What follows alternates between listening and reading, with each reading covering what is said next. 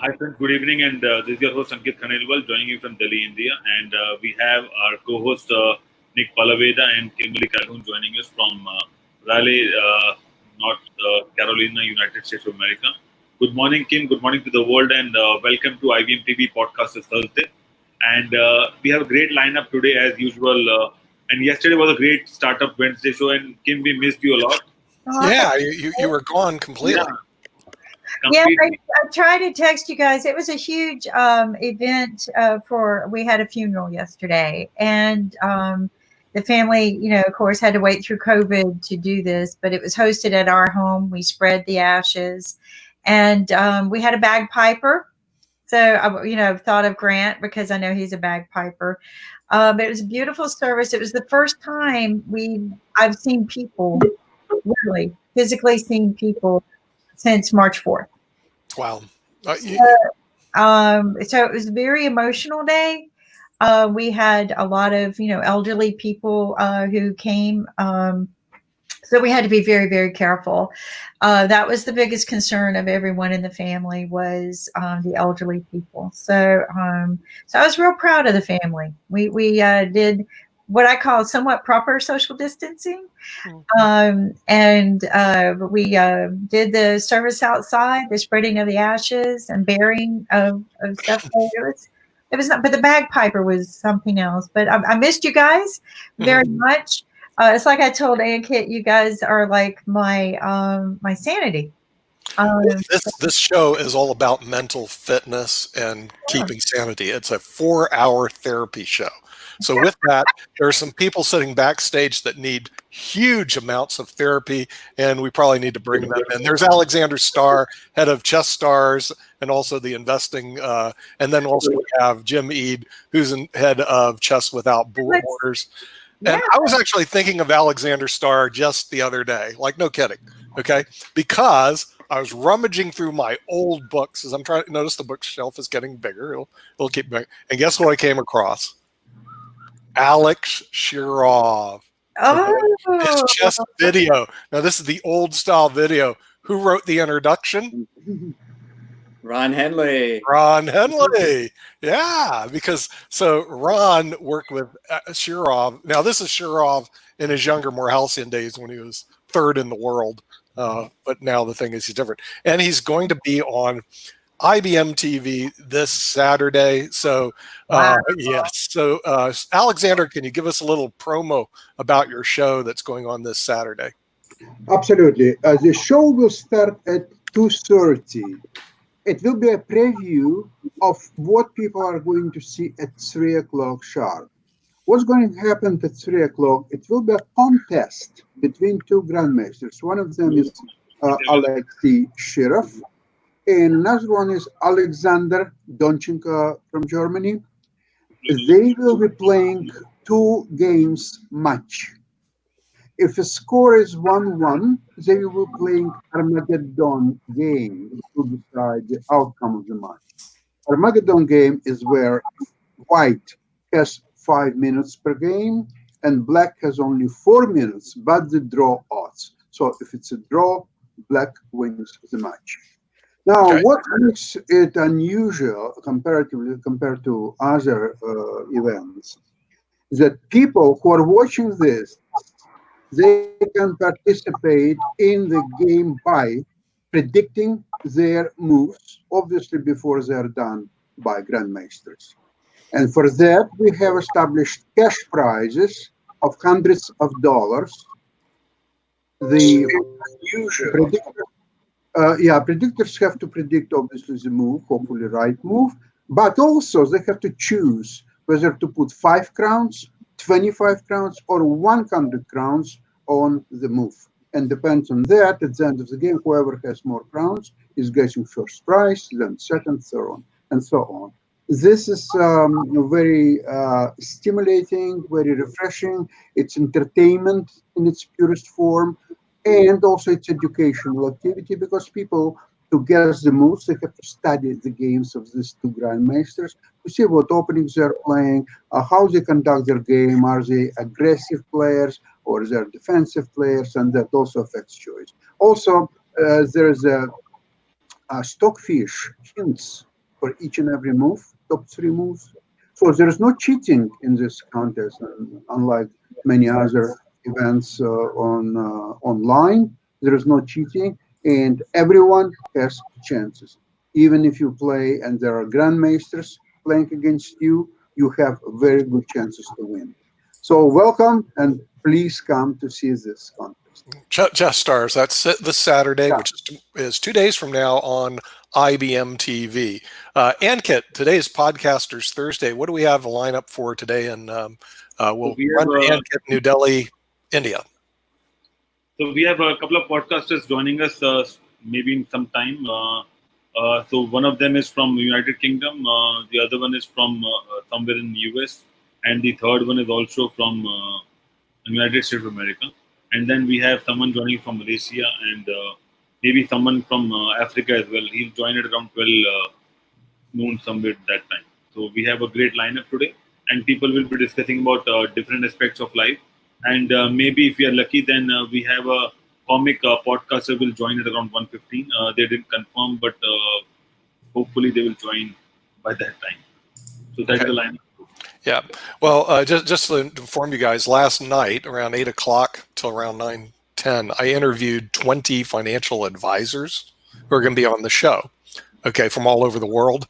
Yeah, you want to know how I do this stuff? Okay, Jim. Here's what happened. My former law partner, Craig Hampton, was having a conference with all these financial advisors in Beverly Hills. So he calls me up, hey, can you talk to these guys, see if they'll be on IBM TV, blah, blah, blah. So I talked to them, and they work with financial people from all over the world, from some of the wealthiest people in the world to just doing international transactions all over the world. So it would be a very interesting lineup.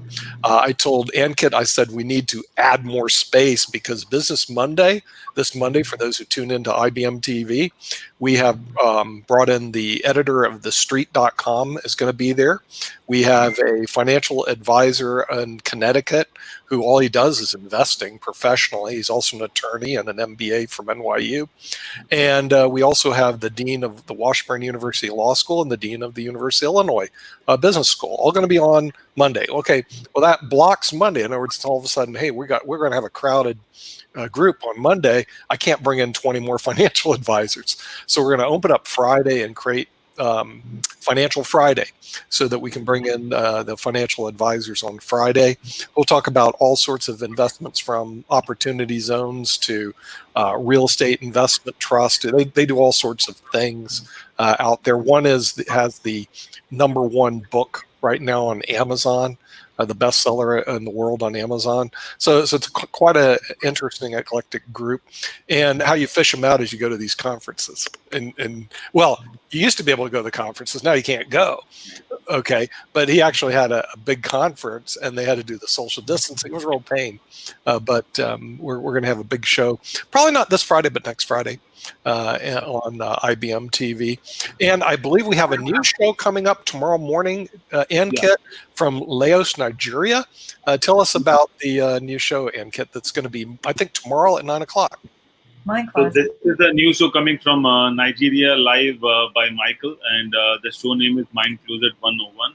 And Michael will talk about mindfulness and what kind of challenges people are facing in Africa, especially Nigeria. And what are the solutions we have, and he also talked about Jesus every day on his some other show what he does in Nigeria. So it's a fun show. I mean, we are looking forward to do the show, and it took a lot of time to finalize the banner because the banner should say a lot of things about the show, and it's kind of a soothing and balanced thing, and everyone can relate to it, and it's more about natural and be polite to nature, and then that's what he brief me, and then we finalize the show, and then we'll wait for tomorrow 9 a.m. EST and see how it goes. Wow, so that's awesome. I'm just, he's been on our show a few times. This has happened so many times with us that people come and they interview on our show, and then they just branch out and spin off and do their own. And this is exciting. This is what's great about IBM TV, because we're inspiring people to do their own content and be their own producers and share their own stories and share other people's stories. So this is fabulous. Wow. This is heartwarming. I don't know if you know this, but I don't dress up on Podcaster Thursdays. I've been wearing a t-shirt. Wine. All right. So this one's about whining, right? Whining or whining? Whining. It says wine for a living. Oh, okay. Well, Whining speaking about for a whining, I know somebody who whines a lot. Let's bring Jim Eden, who does Chess Without Borders. Yeah. What are you whining up for next week, or do you have you set up your next week's program? Well, I'm whining. I'm whining basically about the fact that I had to take notes yesterday. For Kimberly wasn't here with us, so I had to take notes. Somebody had to, and I filled in the 24th and into the 25th. So I have no space left for notes today. So Kimberly, I hope you're on your game. 'Cause, I just can't deal with it. I've run out of space. But I also it looks like he needs new Tory Richard shirts, and so I'll send him some of the Hawaiian shirts to update his wardrobe. Thank you for doing that, Jim. Tory I Richard. really appreciate you taking notes for me. Yeah, no, Anka and I don't take notes. We just try to remember. And speaking of remembering, I remember that there is a guest out there, and if there's a guest out there, we're going to have to bring the guest in. So here the guest comes. It looks like it's Terry from what city are you from? Hello, my name is Dylan, but Dylan. That happens all the time. Don't worry. I am in Boulder, Colorado right now. Boulder. I used to live in Boulder, Colorado, on Arapahoe Boulevard. You probably don't know. You don't know where Arapahoe Boulevard is, do you? Oh, I know where Arapahoe is. I'm there all the time. Right, yeah. Did you go to University of Colorado at Boulder?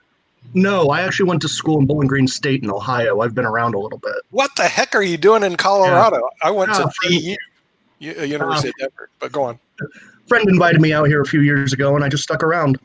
Oh, really? Okay, so you like that Rocky Mountain High? Rocky Mountain High. That's how I got to San Francisco. Yeah. Rocky Mountain High got you to San Francisco too. A friend did. Right. Okay, well, one of my clients was called Way to Grow. Guess what they were growing? Oh, in Colorado when it was legal. Anyway, That's okay. Wednesday's show. Tomatoes, I'm sure. Yeah, that's exactly right. Tomato. How'd you know? Yeah, tomatoes grow real well up there at 9,000 feet, but actually around 5,000 feet. Okay, so what do you do? Well, my day job, I work at a grocery store, retail.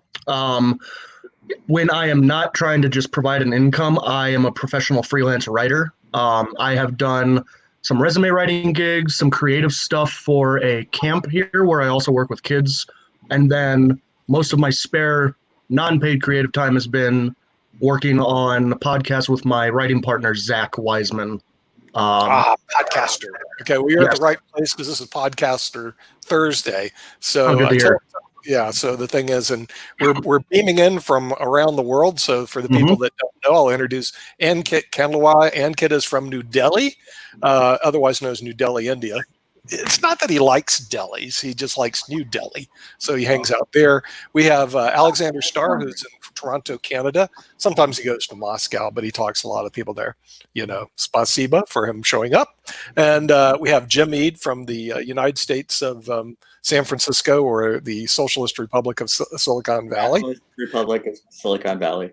And then, of course, Dylan, you are from Boulder, Colorado, which is the People's Republic of Boulder, Colorado. Yeah, People's Republic of Boulder, Colorado, which is USA. So tell us a little bit about your podcast. What do you guys who do you talk to?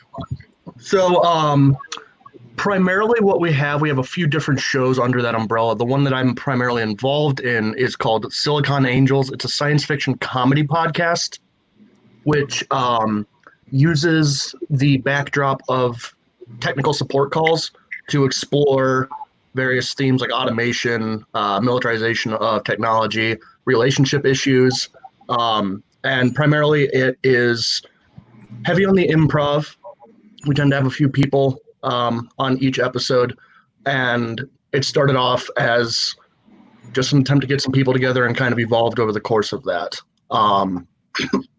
Zach himself operates a personal podcast where he will bring in any sort of guest to interview him, and he has no idea what the questions they're going to bring in are. And then we have a few other projects on the pipe.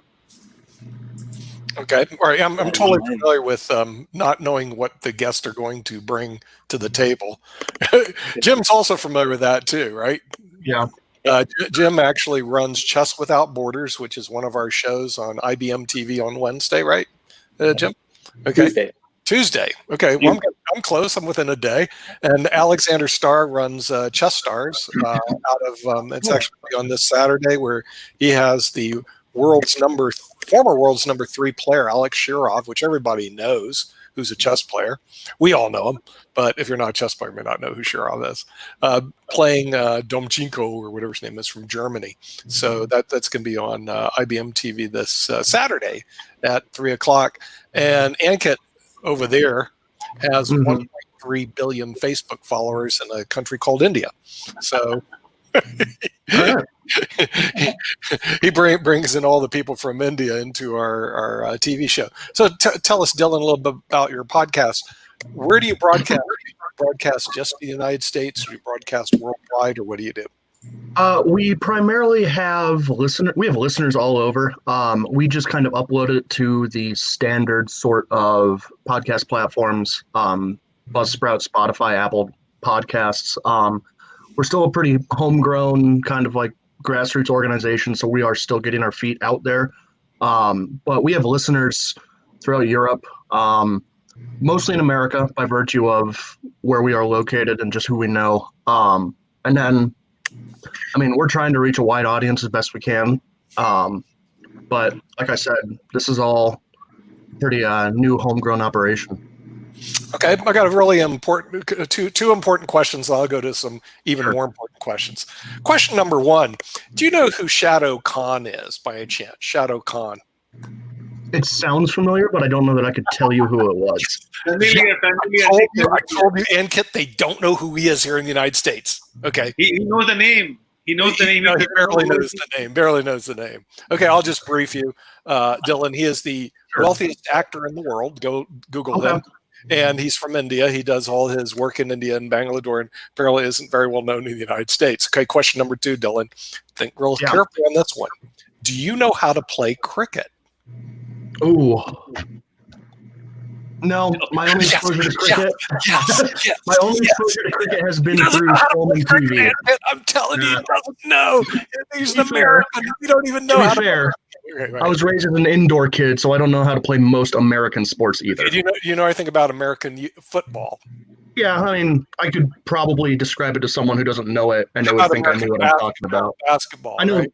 I know basketball better than I know football. Yes. Okay. Now here's the deal. American football has about 153 million viewers. Huge. Cricket 750 million. The second watched sport in the world behind soccer. Yet, as I told Ankit, the Americans don't know anything about it. And he's going, no, everybody's got to know about cricket. No, they don't. Not here in the good old USA. Okay. So I have a question. Now Ankit's going to come back. So now, Nick, now it's my turn. I have a question for Terry. Do you know how to play chess? Chess? Oh, yeah. I know chess. Okay. I'm not very good at it, but I can play it. Yeah, another chess player on board. Yes. Okay. How many chess players are there in the world, Alexander? Approximately how many chess players are in the world, Alexander? About 650 million players. That's right. 600. Wow. Okay, Ankit, 650 million. It's almost as big as cricket. Seriously. Yeah. And people don't know that. There's a website called chess.com. 38 million people are on the website on chess.com. I mean, it's huge. But it's like, has a kind of a cult following. It's like podcasters, a little bit of a cult following. Okay, so Dylan, since we know podcasters are a cult following, what sort of cult are you? Type of people are you attracting into your podcast? Right now, listener-wise, we don't have a whole lot of vision on who we're attracting so far. We're still kind of up and running. The people we have involved in actually making it, Zach and I are incredibly fortunate to be near and in contact with a lot of very talented voice actors who can improvise very well.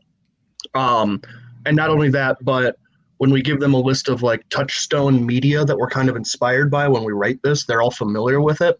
So they can come onto the project, look at what we have planned for the day, and know kind of exactly what we're asking of them.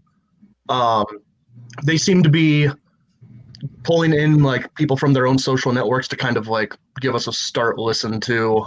We've been reaching out to various people who are also in the podcasting community, and we've received pretty warm response so far, which is pretty nice.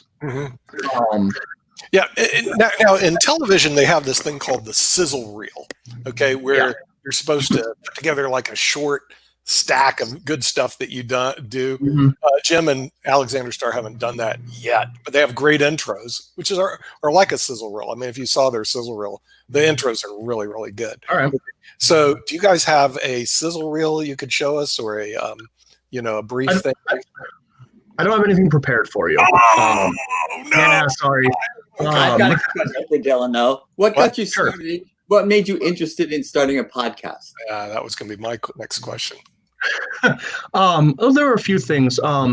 Zach kind of provided the impetus for this to get started because he has been very driven towards, I mean, he and I at a baseline just want to create for a living. And like, I have a novel manuscript that is effectively ready for whenever I can find someone to buy it. He has been doing various projects for a long time.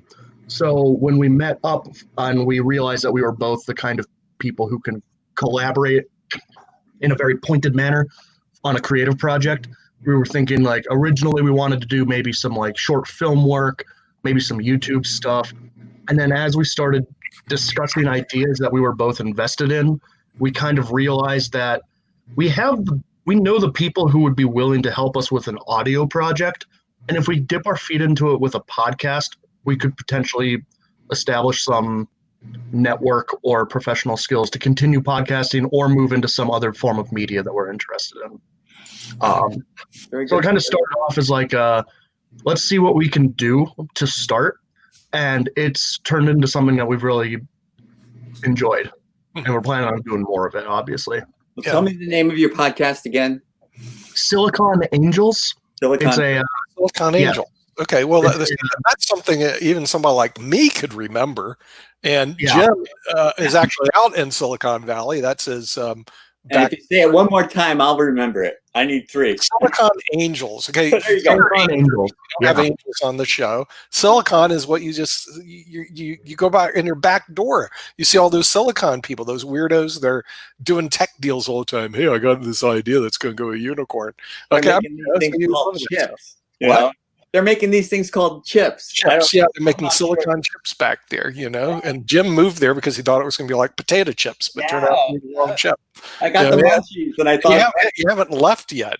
Notice the operative word is yet.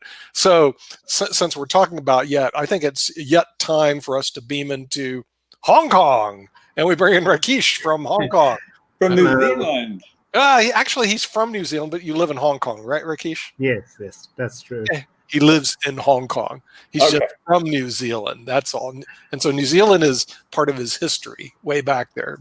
But for some reason, he moved to Hong Kong. So, Rakesh, tell Dylan what you do. I run a couple of education websites, and I'm in the process of stocking them up with information, or rather lessons that students can download for a small fee. And one is in languages, teaching English to people in Hong Kong. And the other website is Math Plus Science, which is teaching math and science to anybody, anywhere in the world. So that's what I do. I'm in the process of setting that up. And I think in a few weeks I will start marketing them as I keep on stocking up the stuff. Mm-hmm. So Rakesh is on our show a lot. So that means he's independently wealthy. He makes a lot of money on his video cast, and he just hangs out with us at IBM TV, which is what you want to do, right, Dylan? So that you make a lot of money on your podcast, so you can just hang out with IBM TV, right? Oh yeah, sell that IP and use that to start something. There you go. I mean, that's just the way to go. And Jim shows up a lot also, but Jim is an author. And I live off my royalties. Book, and we're going to show you. Okay, show him the book. Show the book again. Don't be shy. Chess for Dummies. Yeah. All right. the author of the For Dummies series. As a matter of fact, they were going to hire him to write a lot of For Dummies books because they thought he was the best dummy they've ever run into. Yes. Wasn't that true? I can relate to dummies on any subject. Oh, okay. So yeah, so he's a good dummy to have, but because of that, it's made him independently wealthy. So he shows up on IBM TV. Because I invested in gold index funds. Oh, gold index fund. Now, Alexander Starr is the gold expert. Matter of fact, I was thinking about him today, but I don't have the little thing where somebody was buying gold to get $10 off or something like that. Dylan, I had a word with Zach, and Zach mentioned that you are running 5 different podcasts, and you mentioned about a couple of them. So, what about the other podcasts? So let's see. I've talked about Silicon Angels, which is the fictional science fiction one. I've talked about I'm Nobody, which is Zach's personal interview podcast. Zach and his partner. Fetch. Now wait a minute. We're moving too fast here, and I'm a slow guy. Okay. First of all, Silicon Angels. That's a great title. Thank you. Do you have that trademarked? Say no. Okay. On that. Next question, counselor. Okay. Do you have a website? Say no again. I believe we do. It is in progress. Oh, it's in progress. See, Ankit, Yes. there's a lot of web development work that has to be done out here. In progress means not yet done. But now you have another great title. And what's the name of the other title for the podcast? The other one, the other podcast? Yep. I'm Nobody. I'm Nobody. Yes. Jim loves that title. Jim, it's pretty good. Jim is thrilled. Okay, do you have that trademarked also? Believe so. That is more Zach's personal project. Oh, okay. He's been doing that for some time. Yeah. I think that's great. I'm Nobody. Yeah. Okay. So those are 2 podcasts that Yes. you guys run, but you said you run 5, so there's 3 more. Yeah. Give us Zach, the names of the other ones. Zach and his partner operate it's kind of like a chatter podcast where they it's called Zach and Sue's High Five, where they discuss a 5-point list that they determine at the end of every episode for the next episode, like 5 best romantic comedies featuring like animals as a focal point or something like that, and then it's just a discussion podcast between them and whoever they have on board. Okay. And then Zach and Sue's High Five. That's 3. 3. Yeah. Okay, we need 2 more. What's the next one? The next one is called Super Empowered. It is a fictional podcast about superheroes who have powers who are not exactly super. For example, a man who is simply half man, half goose. A man who can only predict like the expiration dates on food, that sort of thing. And it's about a support group for these people. The expiration dates on food. Are you kidding me? Yes. And it's about these people going to a support group. They don't feel like they're particularly superhero, but the support group is supposed to help them recognize their own worth and value and that sort of thing. Oh, so these are people that listen to IBM TV, right? We have a hero called Chessman. Nick, I was thinking about option expiration, not food. That you're able to predict the option expiration. Yeah. Can you bring us a superhero that And we can need predict the therapy, stock believe me. market? I mean, we need somebody who can predict the stock market because I got a lot of investors right? who love to be able to predict the stock market. I need the superhero who can predict it. Okay, so that sounds pretty cool. So that's number 4. Yeah. Hey, Ankit, write these down because we're going to steal them before we trademark. Oh, yeah. Okay, good. I have it. See, the whole idea of really get you on IBM TV so we can steal your ideas. Look, Jim's taking notes. Steal your ideas, take them over, and then dump you somewhere on the parts of Boulder, Colorado. So give us another great idea another podcast that we could steal. Okay. Oh, that's fine. So the last one that we are working on is called A Meaner Kind of Magic. This is kind of a personal project for me. It's going to be a shorter audio drama, much more limited in its scope. So we're looking at about like a 6-hour series on this one about students at an American school for magic who wind up accidentally killing a professor in a prank and then resurrecting him with the wrong ghost in his body, and they have to get that ghost out and get his original spirit back in. Are you flipping kidding me? That's right. No, You are kidding me. Who dreams this stuff up? that was me.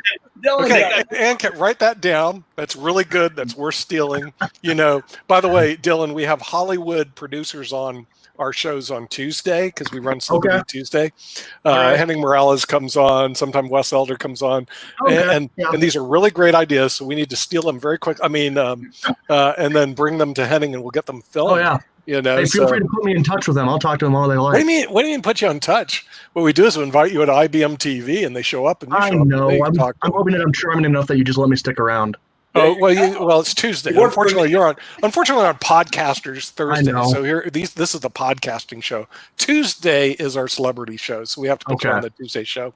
And he runs the Dirt Merchant film series. As a matter of fact, they're releasing several films on July the 4th, right, Ankit? Yeah. So there's a big release worldwide on July the 4th on some of his films And they worldwide. also do Yeah. And we also do a movie day on Wednesday, 6 p.m. sometime PST every Wednesday, and then they showcase some of the movies on Zoom with a lot of people joining them, and it is one of the wonderful experience to watch movies on Zoom with other people from different parts of the world. So that Yeah, happens yeah. He does like a they do that actually in what they call it. They do this in Salt Lake City or Park City, the Sundance Film Festival. They run their own like internet film festival almost every All right. Wednesday, right? So you can Yeah. see some of the work that Henning Morales has done. I think he's doing a great job, and we're going to help him out at IBM TV to make sure that his films get notoriety actually all over the world. Right on. But yeah, we can introduce them to you through that through IBM TV. Sure. If it was music, you'd go to Alexander May's Musical Cafe. She does a show out of South Africa, and Oh, that's cool. gonna be Sunday. She's run it every Sunday. She has some of the famous musicians in South Africa. Okay, because I went and I googled them on Wikipedia. I'm going like, wow, she's got some of the top talent in South Africa on, but it's exclusive on IBM TV on Sunday. So the thing is, it's Alexander May's Musical Cafe, and then I think tomorrow we're going to do our first one out of Laos, Nigeria, right, Ankit? Oh wow. Tell us a little about the show, I looked Ankit. up South Africa. I know where South Africa is. You know where South? Well, I got this globe back here somewhere. Wait, I put it away. Where is it? Ah, here we go. Wait, I got another question for Dylan. Tim, what about India? India. Yeah, I know where India is now too. Let's I see. know Where's it? Where's India? Hong Kong I is. can't seem to find it. Okay. All right. I'm So still another looking for question. Canada though. No, Canada. No one goes to Canada. Okay. Another question because Willie Hill from Australia is not here right now. So, Dylan, another question. Mhm. What is the capital of Australia? I wrote it down yesterday. You don't get to answer that question. This is up for Dylan. Oh man. Okay. I feel like it's. I want to say Perth, but I don't think that's it. That's a good guess. That's a good You guess. want to It's Dylan, you Western want Africa's Australia's capital. to no, it's, so he's Googling right now. Who's Googling Yeah. it? Yeah. That's what I did no, I was yesterday. wrong. Who's Googling it? Okay. All right. Now within I didn't know I 10 wasn't allowed to Google it. within 10 million people, what's the population of Malaysia? Population of Malaysia within 10 million. More. Go higher. Higher. Higher. Malaysia. Getting warmer. 85 million. How much? 85. Too high, 34 million. But that was pretty Okay. close. I actually, you're thinking more My Indonesia. fault. My fault. I My think we question need too to high. ask some simple questions with Dylan because I think you are asking little difficult questions. So the basic simple question is, what's your reach, Dylan, on for all your podcasts? What's your reach? What's the reach? We're still Yeah. looking at about. Oh man, I haven't seen the metrics yet after we dropped our last episode. It's sub 1,000, 500-ish, maybe higher now. When we dropped our 6, I think we were just peaking at like 550 total. So I think Like I I said. think you're talking about viewership right now. I'm talking about reach. You were Reach talking is about- different than engagement. See, you're looking at Oh. Dylan, you're looking at what they call engagement. People that Yeah. actually saw the show. Reach Mhm. is how many people does Yeah. the media that you're broadcasting through have available to see the show? Ooh, not entirely sure how to answer this question exactly. Dylan, let me give you another question that Yeah. it's going to be up your alley. I want to know more about this ghost, the wrong ghost. Tell me Sure. about the wrong ghost. How did they know it was the wrong ghost? So the students pull off a prank on what was supposed to be a rival student, but the favored teacher gets involved and winds up taking the brunt of it. And they are soon to have finals, during which time that they won't be able to have time to really kind of deal with this. So they go to another student who works in the library and primarily oversees the ritual section of it. And they are asking for a resurrection thing, which is restricted in the setting. So they pull off effectively like a second-hand kind of like homegrown resurrection thing, which just takes a nearby ghost and puts it in the body. So they go to where the prank happens, and considering it is it's an old school with a long history, there are plenty of spirits around. So they grab the nearest one, which just so happens to enjoy being back, so it tries to avoid being taken out again. Have you scripted that yet? In progress. Yeah. It is. Sorry. It is about halfway scripted through the show. Yeah. Okay. All right. So it's almost you got the other half to go, and then you're gonna be able to pedal it around then, right? Yep. Yeah. To the filmmakers. So they can tell that it's the wrong that would be ghost. nice. Yeah. They can tell it's the wrong ghost right away. There are a few moments in class where they kind of notice something is off about his lecture, and then they confront him to ask they ask him if he's just okay, if he remembers anything, and he gives them some roundabout answers. And then eventually there is a moment where they realize that he is not acting the same, and they ask about the ritual, and he confirms that there's a possibility he could have pulled the wrong one in.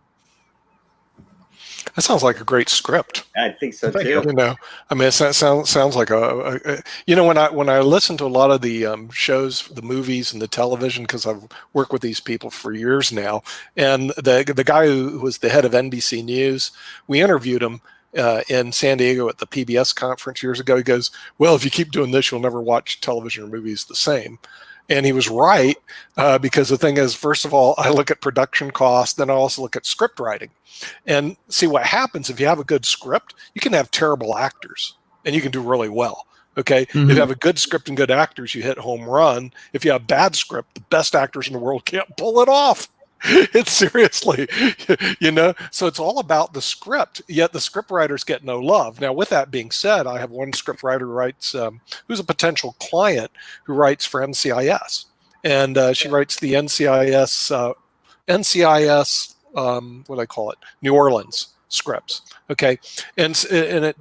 Boy, they make a lot of money. That shocked me how much money they make if you're really good, but you have to be, it's like chess players. You got to be really good, and then you make a lot of money, or you have to be very persistent, because some of these scripts, that are really good get thrown in the trash. Mm-hmm. Okay. And if you read the Wikipedia things, things like Forrest Gump got turned down lots of times. Yeah. Rocky, same thing. I mean, and then finally they're just so persistent. They get with the right filmmaker and they actually are able to make the movie, and that becomes a hit and everybody's surprised.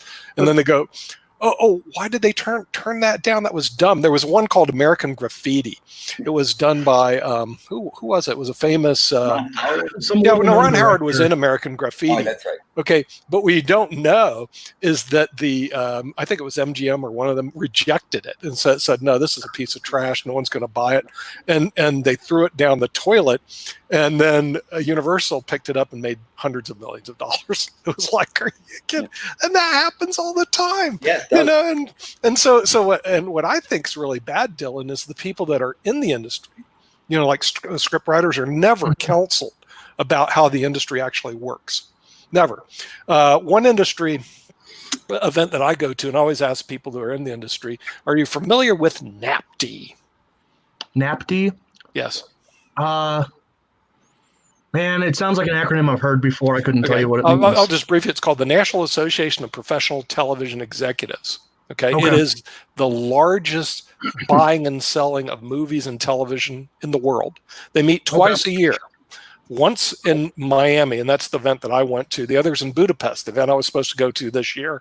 And unfortunately, COVID-19 hit. But oddly enough, I want to go to Budapest, and I could care less about NAPTI, because IBM TV works independently of NAPTI. We're what they call OTT programming, which is, according to their records, is going to take over about 25% of the market, and they can't stop it because the media market is dominated in the United States by 5. I guess in Russia too, and in Ankit, you say you have 500 channels in India, but are they 500 separate, or are there 500 which are owned by 4 or 5 companies, or do you know? I can say that we have channels, maybe like 20-25 broadcasting companies who are owning those channels. Oh, 2025. Okay, but see, that's bigger in the U.S. We have 5. There are 5 major companies in the United States that own all the media here. Now, we also found out is PBS is not seen in China. No one knows who it is. I was shocked. Yes, sir. Not in India. Not in India either? Really? Yeah. Wow. Because we started off actually working with PBS about 4 or 5 years ago, and PBS is tough. I'm just telling you, Dylan. These people are tough out there. When I say tough, means they don't give you the time of day. Okay, they're not tough in a nice or bad way. In other words, you might as well take your script and bloody burn it. And it doesn't matter who you are. They don't really care. It's just the nature of the beast. It's a really, really weird industry. So what we do is we basically break down those barriers. So we introduce the script writers to the people who can actually develop the movie, get the thing bloody done, and get it on the air. So in other words, so we're completely StreamYard all the way through, rather than. And when I say on the air, that's the RevShare films. Yeah, Jim. One of the reasons I love IBM TV, but Dylan, I think there's 2 things that Nick is saying that you really got to take to the bank, which is if you have your script, it's a gold mine script, but you have to be persistent. You have to be persistent. Don't give up on yourself. Yeah. No, what Jim's saying is right. And the second one I wanted to say is know the audience that you're trying to product sell to. Know who they are. Do a little research on who's going to be a potential buyer, because that will pay off in the long run too. Yeah. Because who publishes you matters. As the guy who wrote for Dummies would say. Yes. There we go. Publish there. Okay. I learned that the hard way. Yes, Ankit. And Dylan, that's why I was asking you about the reach, basically, because you might be just doing your shows in English and for some audience. But if you add one more language to it, you have a bigger audience. Absolutely. That's what Podcast is all about. On IBM TV, we are a multilingual, multi-demographic, and we are doing around the world with people from different parts of the world. Right. So someone at some point of time is watching us live on IBM TV. We're like about 100 countries right now, and our reach is what's our reach, Ankit? So earlier our reach was 4.3 billion, but we added China mainland. No, so Nick, we added China mainland now, so now our reach is 5.7 billion. Really? Okay. Yeah. I mean, China's been a tough one, but what Ankit is saying is really very important. And we talked to some of our Hollywood producers about this, and they're starting to take notice. In other words, your script probably has nobody from India in it, right? Right. Okay. So you're willing to ignore 1.3 billion people, correct?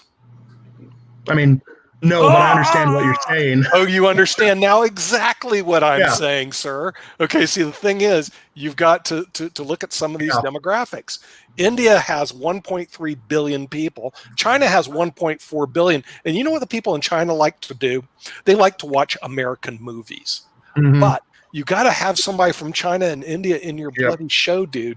You got to write them in. If you don't write them in, you just wrote off 2.7 billion people. Like, you don't care if they want 2.7 billion watch it. Nick, that's insane. I got to add that I have this, which is for Spanish, and I have this, which is for French, and I'm going to put pressure on my publisher to do one for India, because I think that would be a blockbuster sales. Yeah, and see the problem is, Dylan, is that the producers and directors, they get like no coaching at all. Where it's because I've worked with them. As a matter of fact, we had a client that actually owned Rocky Mountain Pictures. Did a lot, of course. Years ago, things were different, but today a lot of the viewership, you're not going to make money on your movies in the United States. Okay. You make it once it goes international. You just basically get your cost back in the US. Seriously. Okay. Then when you go international, that's your chance to make money. But a lot of the directors, they don't incorporate the international flavor into their movies. And then they go, oh, we failed. We wonder why. Well, dude, where's the person from India and China showing up? Oh, well, we didn't think about that. Okay, just ignore 2.7 billion. That's really... Or we have an American that looks like he might be Chinese or Indian. Right. Right. And the thing is, and so the thing is, the ones that bring that in... I was watching a film the other day that was out of Miami. Of course, this was done back 20-some years ago. And so they showed pictures of the beaches with mountains on it. Now, anybody who lived in Miami, which I did, there's no mountains on beaches in Miami. It's flat as a sandbar. Okay. Where did they film? Hawaii. As a matter of fact, they filmed in California. By the way, CSI Miami is filmed in California. And what they do is they blur the background so you can't see the fact there are mountains there, because there are no mountains in Miami. So they did what they call they did one of these shots, overlays of the city, and they showed not the city of Miami, they showed the city of Los Angeles. I cried. I was going like, how could these producers, and this was produced by Warner Brothers, it was a big production. But I was going like, man, how could they do that? It was absolutely horrible to do that. But see, when you do these shots, what you can do is you just do a flyover of one of the cities, cutaways, I guess that's what they call them. And then the thing is, people go, oh, I guess they're in India, and they're not. You do all your filming in California or somewhere else. I don't know if Toronto. The great state of California. But I got a question for Rakesh. Rakesh, I hope you're taking notes. I noticed that you're not. And the thing is that I am so behind what you're trying to do. The science and math and making it available to everyone. So do you have a script writer, or are you writing it yourself? Now, I just make modules, actual text, and where I can a video module of the subject, and put it into a sort of a program which sort of compartmentalizes it. So if somebody wants to study, say, momentum in physics, yes, you can click on a particular button to select it, goes into their purchase cart, and then they pay the money and they can download it. But the other thing I hear Nick and Ankit talking about is reach. So do you have a producer that has distribution power? Are you thinking along those lines? Somebody to get your material, which is wonderful, out to the world? I don't know what a producer is in terms of a website. In terms of a television channel, I can imagine a producer doing that kind of distribution. But in terms of a website, which sort of entails somebody visiting it, so we do what they call search engine optimization, or rather website optimization for a search engine, and then cross your fingers and hope for the best. But also do some other kind of marketing, direct marketing to schools and that kind of thing. But I wouldn't be getting involved with any producer, because I don't do any, I don't do any podcasting, or I want to do podcasting, I just don't know how. And how could Rakesh make the world? Because the world has to find Rakesh right now. How is he going to present himself to the world? Yeah, I'm going to be using basically search engine optimization for search engines, and building up all the metadata, as they call, for the website. Then actually going out and knocking on doors and asking principals and school students to at their forums, go to education forums. Like in Hong Kong, there's a forum for STEM and education, teaching and things like that. So I'll go there and probably set up a stall, meet people, spread the word. That's just like yesterday there was the young lady Kushwaha, Shruti Yeah. Kushwaha. Yeah. Just the same kind of legwork that she did. I'm going to Right. use the same thing. That's right. That was a very inspiring story. So Yeah. Dylan, this is what we're trying to say is that you have all the creative talent, you have all these wonderful scripts, you have great ideas, but how do Mhm. people find you? Yeah. And I'm not the guy to tell you, but Nick and Ankit have more experience in this kind of We do. thing. But this is the hurdle between you doing something that's following your passion, which I always recommend, and making it popular. Yeah. Well, isn't that the problem with podcasting in general, though? I mean, the data that I was reading is that there's like 3,000 new podcasts a week. And, don't you just get caught up in this like massive amounts of podcasts that are out there? And how do you distinguish yourself from the 3,000 that are going to be signing up this week? Which to me is a really good question. So how do you do that, Dylan? We're trying to put as much into this as we can. We have a pretty diverse and talented cast working for us. It is a matter of us getting our kind of marketing feet underneath us. Neither Zach nor I have any sort of marketing background or any sort of like outreach. So we are trying to get involved in any sort of podcast community, any sort of like exchange, like listen for listen, that sort of thing. At least just to get this off the ground. Asking people to share stuff. We're trying to leverage social media to our advantage. It's going. Pace-wise is to be determined. But yeah, at this point, we're just trying to get our name out there. See, I've seen these podcasts, listen for listen, all this other stuff out there. But seriously, isn't your market space the end user? In other words, rather than talk to another podcasters, frankly, your competition, don't you really want to talk to the person who would be the potential end user?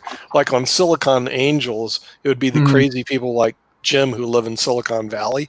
They would be your end users. I would think when you go to the Facebook groups of the end users and solicit them to watch your podcast. We are also spreading it through that sort of thing. We are we're pretty amateur operation right now, very 100% like independent right now, and we're trying to just kind of get it out to as many possible people as we can. And right now, that is primarily Zach and I doing a lot of legwork online. Yeah, and the thing is, you can almost spend full time just marketing. Yeah. Right. In other words, once you produce your product, then the thing is it's full time, just got to market the product over and over again. But it's one of the smart things you did is show up to IBM TV. What I found a lot of these people do is they don't show up to anything. Yeah. In other words, I was going like Rakesh is going, well, I'm going to go show up to conferences, knock on doors. I mean, unfortunately, that's what you got to do. You got to keep showing up, knocking on doors, and then the doors will open for you. If you don't show up, and I've had a lot of conversations with Ankit, especially on startups, I go, they're not going to go anywhere because they can have the best product in the world, but you got out there and you got to knock on doors and market the bloody product. And now I'm becoming interested more in Rakesh's STEM product because the thing what is, does STEM stand for, Nick? Science, technology, engineering, and math. Was that the latest? Unless they changed it, Medicine. Yeah, medicine. There we go. Good. I'll mess it up on purpose. I think we can put the Rakesh shows on IBM TV because we were discussing about the other day about STEM and all those things, what we can do for our K-12 audience. So I think if Rakesh is interested, we can do that show on IBM TV. I will be interested in a few weeks' time. Yeah, when because one module in each topic. Okay, because here's what's going on here in the United States. I don't know if it's going on there, Rakesh. A lot of the schools, they're questioning whether they're going to open or not. In other words, they're going to have to they're going to have to deliver online education. Now, where I teach at Northeastern University, we started our graduate tax program 10 years ago online. So for me, it doesn't make a difference. And the other company I work on, National Pension Partners out of Salt Lake, we distributed all of our pensions online for 20 years. From Cisco WebEx with Principal Financial Group. So for my business, this thing hasn't made a difference. It's like, Nothing. There. But for the brick and mortar, and this also hurts me because a lot of my clients are brick and mortar, like my dentist clients, they're calling me up all the time screaming, we can't see anybody, which means they don't fund their pension, which means I don't get paid, or they cancel it and I don't get paid. So ultimately, if the economy goes bad, I get hurt, which is one reason I don't want to see the economy go bad. But education in general that does face-to-face is going to face a severe problem. There was one commentator from a major university, I think maybe it's the Mayo Clinic or Hopkins, who says, yes, we'll have an effective vaccine against the coronavirus in 18 to 24 months from now. Okay. Now, Fauci's saying, hey, we're going to have it by the end of the year. Okay. But remember, having a vaccine and an effective vaccine is two different things. Right. And a vaccine may be going, well, it helps 50% of the people or 30%, because they do have something that helps 30% right now. That's a vaccine. An effective vaccine has to take care of about 99%. And it's 18 to 24 months away. Now, the reason politicians don't want to say it and the major media doesn't want to say it, because, oh no, my life is ruined. 2 years. Oh, there's nothing I can do. Now, I went to law school for 3 years. That'll ruin your life. And all the people, okay, I mean, seriously, you know. So once you do that, you go, now I understand why prison's not a bad deal, because you just sign up for a 3-year commitment in a bloody library somewhere. That's a stupid idea. Okay, So, but so I think Nick, Sasha has to say something. Sasha, you want to Sasha, yes, what's going on there, Sasha? Okay, it's going to happen for the first time now. In about 45 seconds, I will start playing in a chess tournament which is organized by Alexei Shirov online. And what I'm doing, I'm sharing my screen with all of you, IBN TV, and from time to time you can follow the tournament and see how it's progressing. You can see my games, and unless you have something more interesting to do. No, we don't. I want to see you play, Sasha. Wow, I didn't know that Alexei is doing. I'm sharing the screen. Okay? Yeah, I see that. Right. Okay. Okay, great. So I have to leave you for now, and we'll concentrate on the chess tournament. Okay. All right. That's no problem. Yeah, but we'll be able to watch you play while you're gone, right? Go get it. No, I'm staying with you. The only thing is that now I have to concentrate on. Yeah. Right. Okay. Yeah. We'll just keep this online so we watch, and we'll watch you play while we're discussing podcasting and stuff like that. It starts in 50 seconds. Anyway. I got it. Yeah, we're watching the game. I'll make some of my commentary. Jim will make some of his commentary about your games. Yes, please. Please. Do we need to remove you from the screen so you don't have to listen to us? No. Okay. All right. I just didn't want to interrupt your concentration. No. Listen. Okay. In the meantime, what we're going to do is we're going to add somebody from the United States of America. We're going to bring in one of the most famous podcasters in the world right now, and we're limited, so I can't do that. Okay, just a minute. Let me. Somebody. Are you going to leave, Ankit? I could. Right here. Hey, Mark. Oh, there we did it. It's Mark Lee. Okay, so there we go. Yeah, we removed. Now we can still watch Sasha play. We can still watch Sasha play. He'll be on playing chess in about. There he is. Okay, but we can still talk while he's playing his chess game. First of all, let me see. Okay, he's playing black. For those who don't know, that's kind of like a Benoni defense. All right, now that's like an old Benoni. Sometimes we used to call it the Bologna defense. You know, and Sasha, by the way, is playing real-time chess with Alexander Shirov organized an event. This is played around the world, believe it or not, and I have no clue where in the world this person is. He's playing. And let me see if Sasha is favored. Rating-wise, they're about even, but the other person has a question mark on their rating, which means they're basically not rated. XC5, whoever that is. Well, who knows? You know, who He's knows? playing for F5. He's playing an old Benoni, in case you guys don't Who is know. winning? For our viewers, who's winning the game right now? Nobody Right now, is. I would prefer white. Well, you usually would prefer white because black's a little what they call cramped. But Stockfish, if you ran it through Stockfish, a lot of people don't know what Stockfish is. It's a computer-based program that evaluates the position as they go. They'd probably rank it about even. In other words, there's no one. Okay, now C6 squares being really hammered. And the real problem is that last move is an error because he's lost his A6 pawn. But let's see if he grabs it. The guy did not grab it. I don't know why you didn't grab it. I don't know why either. Okay, now you defended and grabbed it. Okay, so you don't know why you didn't. Yeah, we're both on the same page. All right. That Well, that could be Sasha's going for- troublesome. That move could be troublesome, but it isn't. You know, White definitely has a advantage here. There we go. And this is the problem because the knight check wins the queen, and Sasha will be back very shortly. Yep. Already saw that. You know, come on, guys. Well, to get back to podcasting, That game is over. Sasha is out of the event, and you move on. It's like a horse race, except guess what? The horse just took his race. I mean, just wiped out the queen. Here. No, all over. Resign. Okay, I found. I figured you'd be back, Sasha. By the way, Sasha, is this a knockout tournament? No, it's. I think it's a Swiss system tournament. Although You I'm get to not play sure. again? Yeah, Okay. yeah. All right, I we will get- be playing next game. Somebody. I hope I play Shirov at some point. You're going to play Oh, Shirov playing in the game? Shirov playing this? Shirov is playing. Yeah. Wow. Why would you there want are to several play Shirov? dominations. Shirov will kick your butt. hey, I played Shirov just to say that I did. Yeah, but then he kicked your butt, didn't he? He kicked my butt, but I got to play Shirov. So Okay, so what happens is Jim can brag, I also lost to Shirov. That's right. Okay. You know, okay. I was one of Shirov's victims. I was one of Shirov's victims. One Okay, to so, watch the yeah. game. so anyway, that's great. So we'll get to see another game very shortly. From these games are live throughout the world. I guess they're playing. You're playing players all over the world, right, Alexander? Oh yeah, there are from several countries. The only thing is, what I don't like is that many people here are playing by nicknames. Okay, On my yeah, I know side- they don't use the. On my side, I require registration by your real name. I use my real name. Oh, on my next game. Hold on. What server? Okay, you got to go back to work. Okay.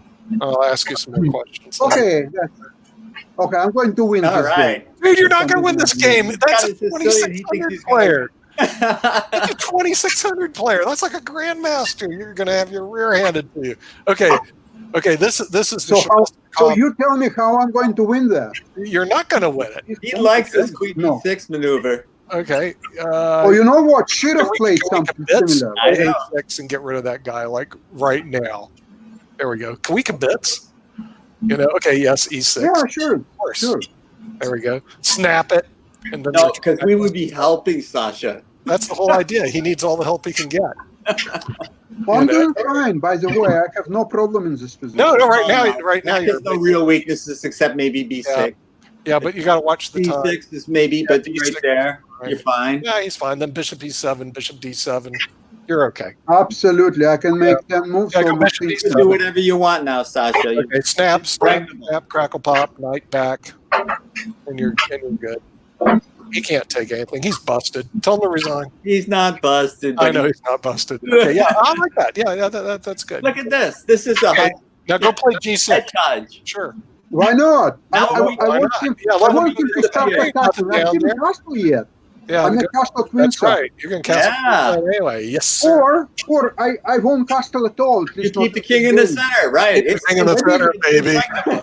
Maybe it's too late to castle. It is too late to There count. you go. You can give up that dream. So why should I care about his attack? I will attack him himself. That's the reason you should care. You can't defend That's- the ball. Oh, that's- get rid of it.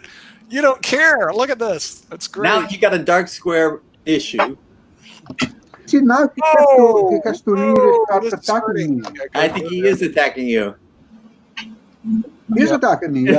We gotta get rid of those It's crooks. very unpleasant, by the way. It is. It's very Yeah. unpleasant. Okay, get rid of the crooks. Come on, get rid of But those. it's okay, you know. Black is ahead in development a little Yeah, bit. but you're ahead of time, man, and time makes a difference. Time is. He ain't snapped a pawn, but what does it mean? Okay, that's how I'm going Well, you to gotta be like a Russian. So it's a pawn, but it means nothing. You know, I'll have to teach you Russian. Do you think I should offer him a draw? No. No, you're winning. Never, ever. Never. I offer a draw. That's a rule. No, I would prefer to be Look, right you're up now. on time. You're up 48 seconds if he hits the 0 If mark. he keeps using a lot of time, then they He draw. used all over the time. me. This dude could lose on time, and that 2,600 rating go down the toilet, unless he's going Yeah, to the computer right absolutely. now cheating. What service are you using on this? Lee chess. Lee You're playing chess, Lee chess. Okay, right, got it. I play on Lee chess a lot. Yeah, it's quite pleasant platform. I like it because I'm too cheap to spend the money on. Well, I'm free on the ICC, being a master. You know that, Jim. Mhm. I get my NM free, but chess.com they're too good, so I play on Lee Chess. So That's Nick, the promise to good. This guy's No. gonna lose on time, dude. He has to be super fast, or he's going to lose Yeah. it. Take it off. Yep, you got If it. he gets below a minute, then This a is draw awful. might be plus. Yeah, go rook to f5. Yeah, there we go. Snap that pawn, baby. Let him know that you mean business. Okay. Oh, No, he doesn't have anything. There we go. that's a threat. It is a threat. That's a potential threat. It is a potential threat. Okay.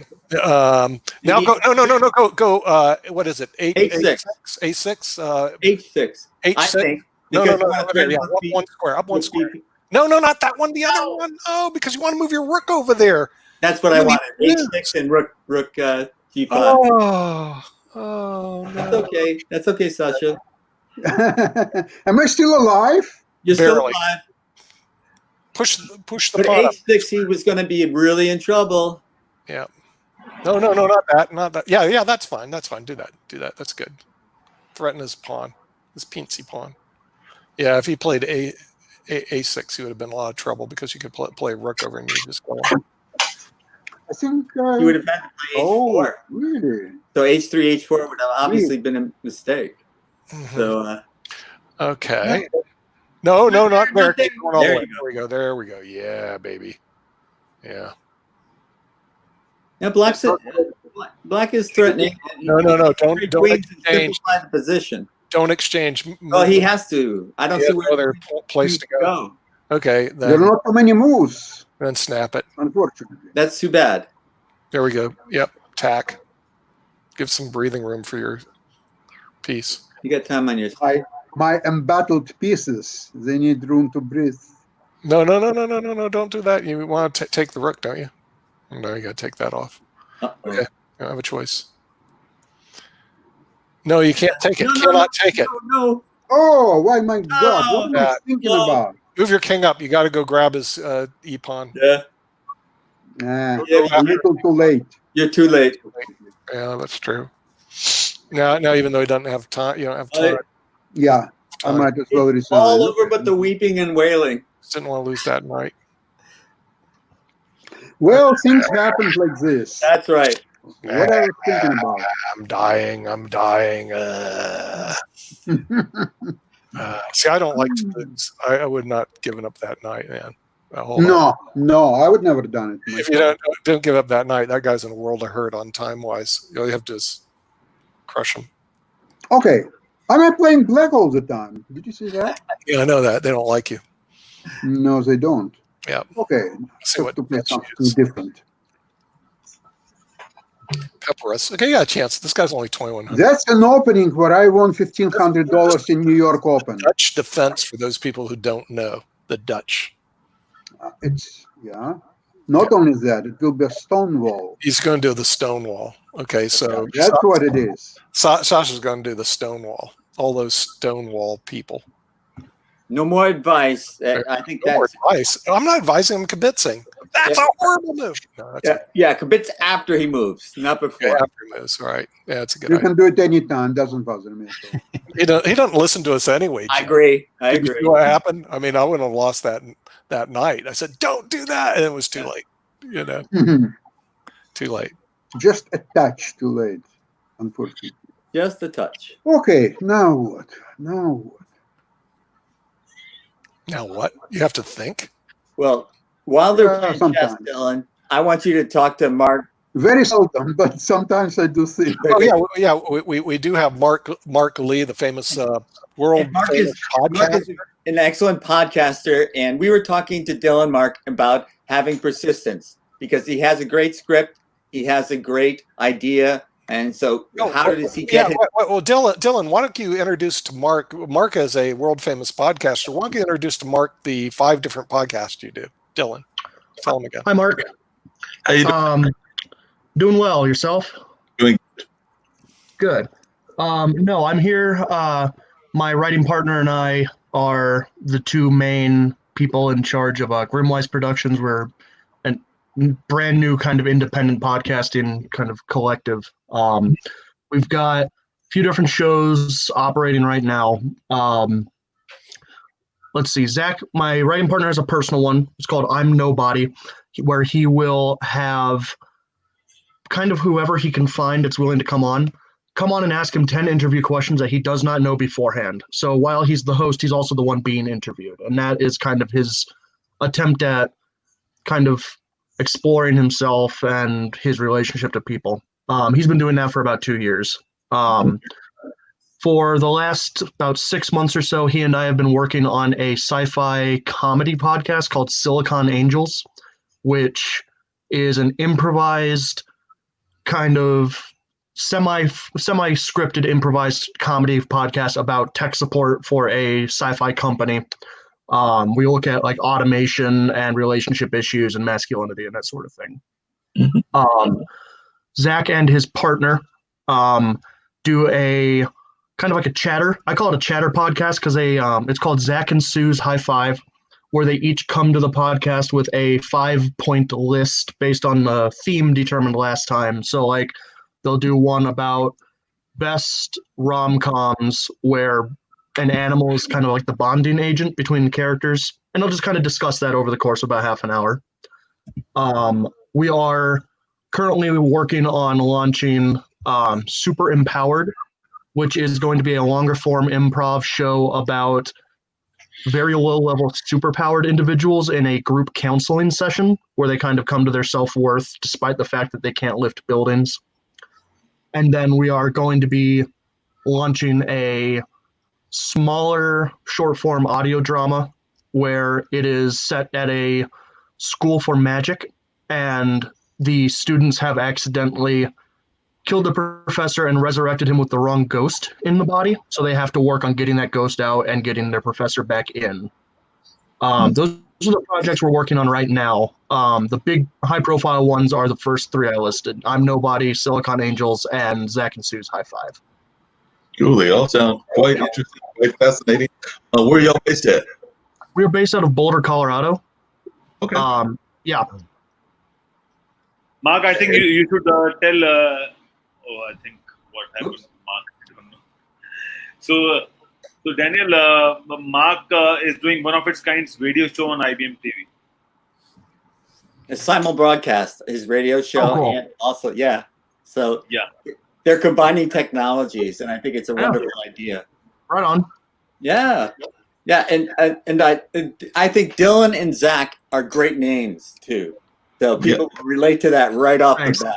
Yeah, great names, great common names. Sorry about that. I got kicked off there for a second, but I was asking you. So I said, everybody is your target audience are pretty much there in the West Coast, or they throughout the country and the world, or is there like a target market that you're looking at?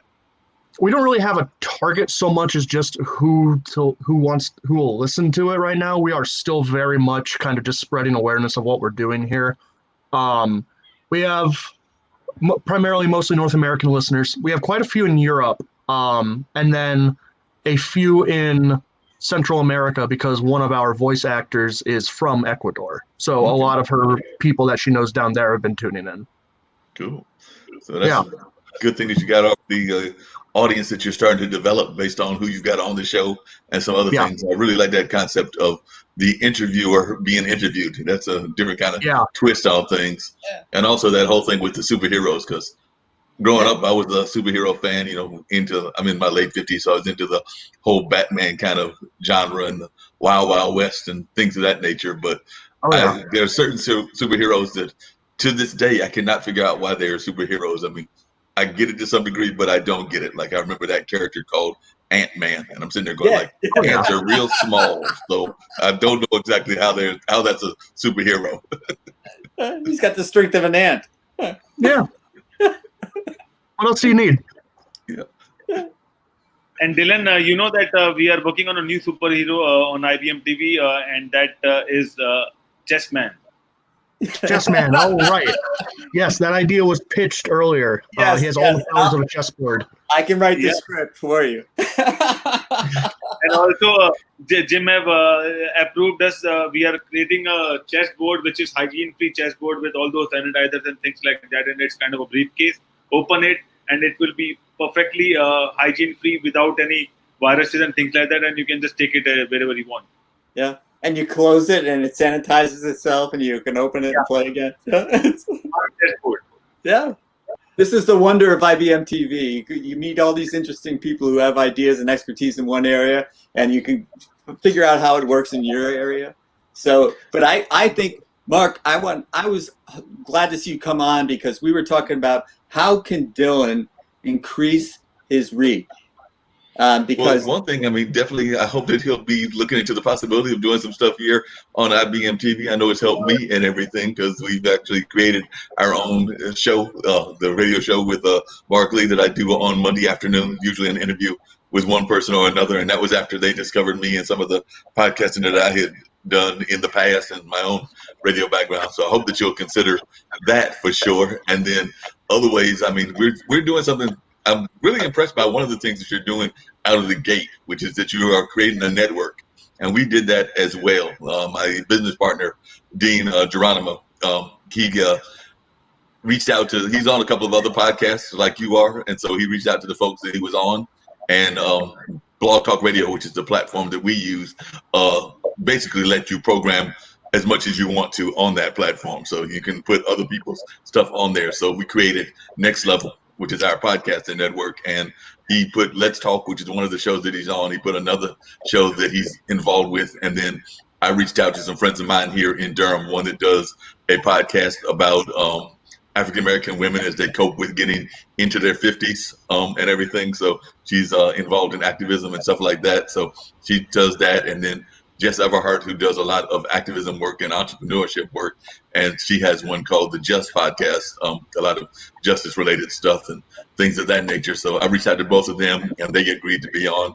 And then I'm friends with, and Ankit knows this gentleman because he's famous in both India and North America, that being Sri Navasan. But Sri has a couple of shows and people that like the She's on Call, which is a doctor show featuring two Indian Americans, and I reached out to them and they've agreed. So basically that's just 5 of the shows, but we basically created a podcasting network. So, and that's what I'm seeing more and more people doing as a way to both enhance themselves and enhance others as well. So, and then I'm glad that you're starting off from the jump with that. So that's a very good thing to do, because it'll help you build. And the other thing that you might want to do is, it sounds like a lot of the ones that you're doing are within your network. But if you have friends that are in the podcasting community, even in Colorado, and like I said, that's what we did with, I'm in North Carolina, Dean is in New Jersey. So we reached out to some of the folks, and he's got ties in other places like Philly and DC. So we've reached out to some of the folks like that and some of our own networks. So like I said, in terms of expanding it, it's kind of what you're doing with your Ecuador actress. I would definitely suggest possibly reaching out to other podcasters, even in that Colorado collective of the area, like around Boulder and other places like that. So I don't know if you've done that, but I might consider doing that just as both in your own internal group, but also reaching externally.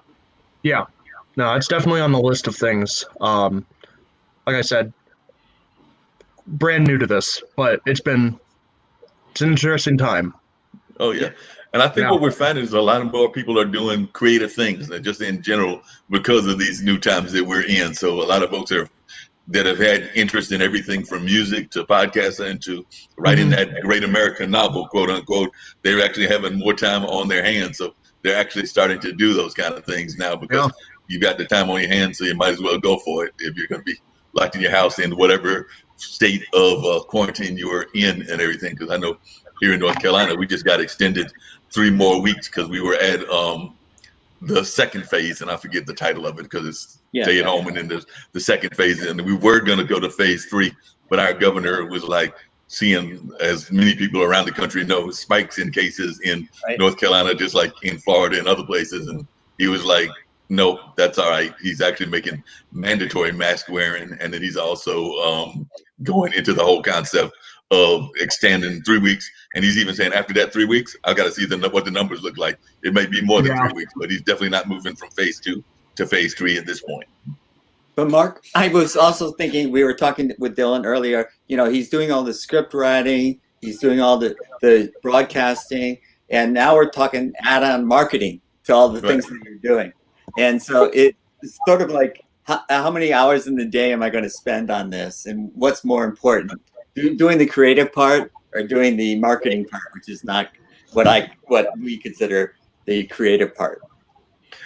I think it's almost vital that you do both, because like I said, you definitely have to do the creative part and the marketing part. I mean, the fortunate thing that I'm able to do with my own podcast is a lot of interview format, but even that, in terms of finding the guests and the people that are in the kind of target areas that we want to go after, which is I've told you before, Jim, and Ankit is like the creatives, the entrepreneurs, and the activists in the community, which is, of course, fairly easy to find in education people. And even now with what's going on with COVID, we try to get a couple of health professionals. So it's definitely easy to find those folks. And I don't know how you feel about it, Dylan, but I think that the wonders of COVID is that it's created, and I've used this phrase on a couple of things that I've been on, like some Zoom calls and just things in other platforms. It's created what I call accidental good, which means that it wasn't intended to do these kind of things, but because of what's happened, there are things that are happening that are positive. And I would use the example of nature and the fact that nature has been cleaned up because we're all staying in home and things of that nature as somewhat of an accidental good. But in the world of podcasting, what is created is a lot more opportunities for you to actually be to reach out to people and for them to reach back to you. Like I said, Sonny Slaughter, who's involved in activism with human trafficking. There have been one or two people that might be considered mini celebrities or famous celebrities that I've actually reached out to, and they've reached back to me. You know, in the day before COVID, I don't know that they would have reached back to me on Twitter or some of the other things because they'd be too busy working, but they're actually at home now as well. And I'm imagine that you're not that far, Colorado, from California, and of course there's a deep cultural scene even in Colorado. It's actually on my wish list of places to visit, but I have friends all over the country, and I do know that they're always telling me great things about Colorado. So that being said, I'm thinking that, even like if you want to reach out to some animator types or some cartoon types, even with the interviews where the person is interviewing your co-host, you probably had more success finding folks now than you would have before COVID, because everybody, and I do mean everybody, seems to be pretty much at home. Even with the loosening up, folks are still not as out as they used to be. Mark, we got to take a time out because Kimberly is really busy and she's beamed in. And well, so I just heard what you were talking about, and I fortunately, I want to be here with you all day, but I have some things I've got to wrap up if I'm going to continue doing this. And I want to make note of what Mark was talking about, the COVID-19 and everything. And Dr. Arthur is one of our very special doctors on IBM TV that joins us usually, but he's been overwhelmed because we've had a rise in COVID-19. Now, he's a real general physician, practitioner right here at UNC Chapel Hill. Physician, he actually practices in one of the small towns, and he's very concerned because we are down to one bed in the hospital facility where he works at right now. And the problem isn't that people can die from COVID-19. The problem is that when it spreads to the point that they can't address it and take care of other people's other problems as well as this problem. And so we just need to be respectful of the situation, stop having an attitude, and just say, why not? Why not be safe? Stop the wildfire instead of letting the wildfire get out of hand like the wildfires get out of hand in California, and get control of this. Stop having an attitude about wearing a mask, wear a mask. But Dr. Arthur is very near and dear to me and all of us here. Thank you, Jim, on IBM TV. I'm very concerned for him because he works very, very hard on the front line.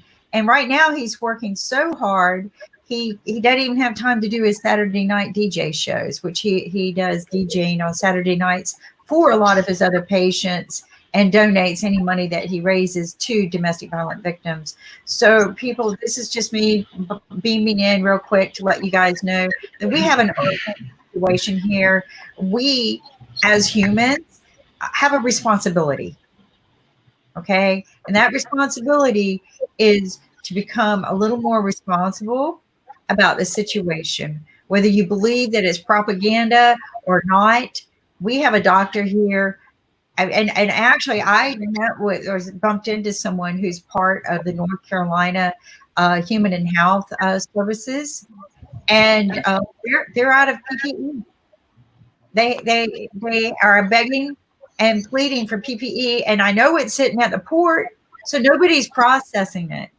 But she told me that, you know, that yeah, we got she even told me we got Dr. Art, because I'm like, I'm real worried about Dr. Art. He's not the only doctor in this state, but I know him. And she says, we just got him some PPE. But I know it wasn't enough. They know it's not enough. So people, when you've got that kind of problem going on and your government is trying to keep their head up high and not people, we need to step up to the plate. I'm going to get off my soapbox. I was a little upset when I had to see my doctor reach out into the world like that. So go ahead, Jim. Kimberly, I was just going to say that it seems to me that it's nothing that North Carolina can do about getting the PPE to the people that need it. It seems to be a national problem, and we need national leadership to get the PPE and other essential needs met. Well, I hear, you know, especially like from my family members, oh, we got plenty here. I don't know what the world's complaining about. And that's some in North Carolina and some in Georgia, probably. I hear some places in California is just fine. If we were running our country a little bit better, we would have an audit of all of the medical closets at this point. A pandemic team probably would have done that. But just like the military has an audit of every supply locker of every military unit, and they know, okay, we're low on resources here. Let's go ahead and get this in and we'll order more. They know your use and consumption, right? So they know that your volume's climbing. We got higher use and consumption here. We need to restructure. We need to be doing that. We should have been doing that from day one. I'm not going to say should have anymore. Okay, what I'm going to say is that we should be doing that now, and nobody still is doing that. We're too divided. They're all propaganda and all arguing, well, the Republicans want this, and I don't give a damn what the Republicans want. Excuse me. I know that this is a station. I'm not supposed to use that word. I don't give a darn about what the Republicans want. I don't give a hoot about what the Democrats want. I don't give a hoot about what any president wants or ambassador wants in any country. We need to start joining together and doing something about it so that good doctors like Dr. Arthur are not struggling. Yeah, it's all malarkey. It's all malarkey, but what's the financial incentive of the insurance industry, for example, to have the PPEs? You know, where's the financial right now, incentive? because they're going under reform. Absolutely none. So there's a big reform going on right now, and I wasn't going to mention anything about this, but they are going to be reforming Medicaid and Medicare, and they're going to become privatized. So there's absolutely no incentive, and they're becoming privatized under the 5 top insurance companies. And they've been adapted in 27 states, and this will not help anyone in poverty, and it will not help any of the middle class. This will cause a stress on middle class that you will have no idea. And that's just my opinion, but that's one political party. But that's what's happening behind the scenes. I just found out about it. I'm sure a lot of people were aware of it.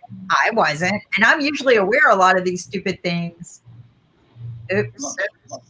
No, we heard you. Off here. So I said too much. Never. No, I did. So I really did. I should not have said that much. And it's not because we are gagged here on this network. It's because I'd rather do more research and stop this at a proper point rather than on a soapbox. Yeah. Because you can't get anything accomplished on a soapbox. But what I do want to get on the soapbox about is we need to be responsible humans, and we need to stop the wildfire. When we have a wildfire in California, we do everything we can to stop it. Yeah. We have wildfires going on in Arizona as well. Right. So now the pandemic is a wildfire. Yes. And I couldn't agree more. And again, you know, I got this angry when I didn't know a doctor was having problems. I just was actually about the doctors. Totally correct, and you're right about the insurance industry and the impact it's had. And let's be real honest. We're here in North Carolina, both you and me, Kim. We also have to be real honest about big farm as well, because the pharmaceutical industry is also not really been stepping as much as they could, because they're trying to figure out a way to make some money and things of that nature. And that's what they're after. They're after the bottom dollar. If you Well, ask we can't me, that capitalize response health. is reform. That's the thing. We can't make money off of health. But, you know, we can have the capitalist society run the economy, make everybody rich. Great. That's wonderful. But health is something different. And people can't profit by keeping people healthy. It's got to be a national effort, though. It cannot come from one state doing it right and 49 states doing it wrong.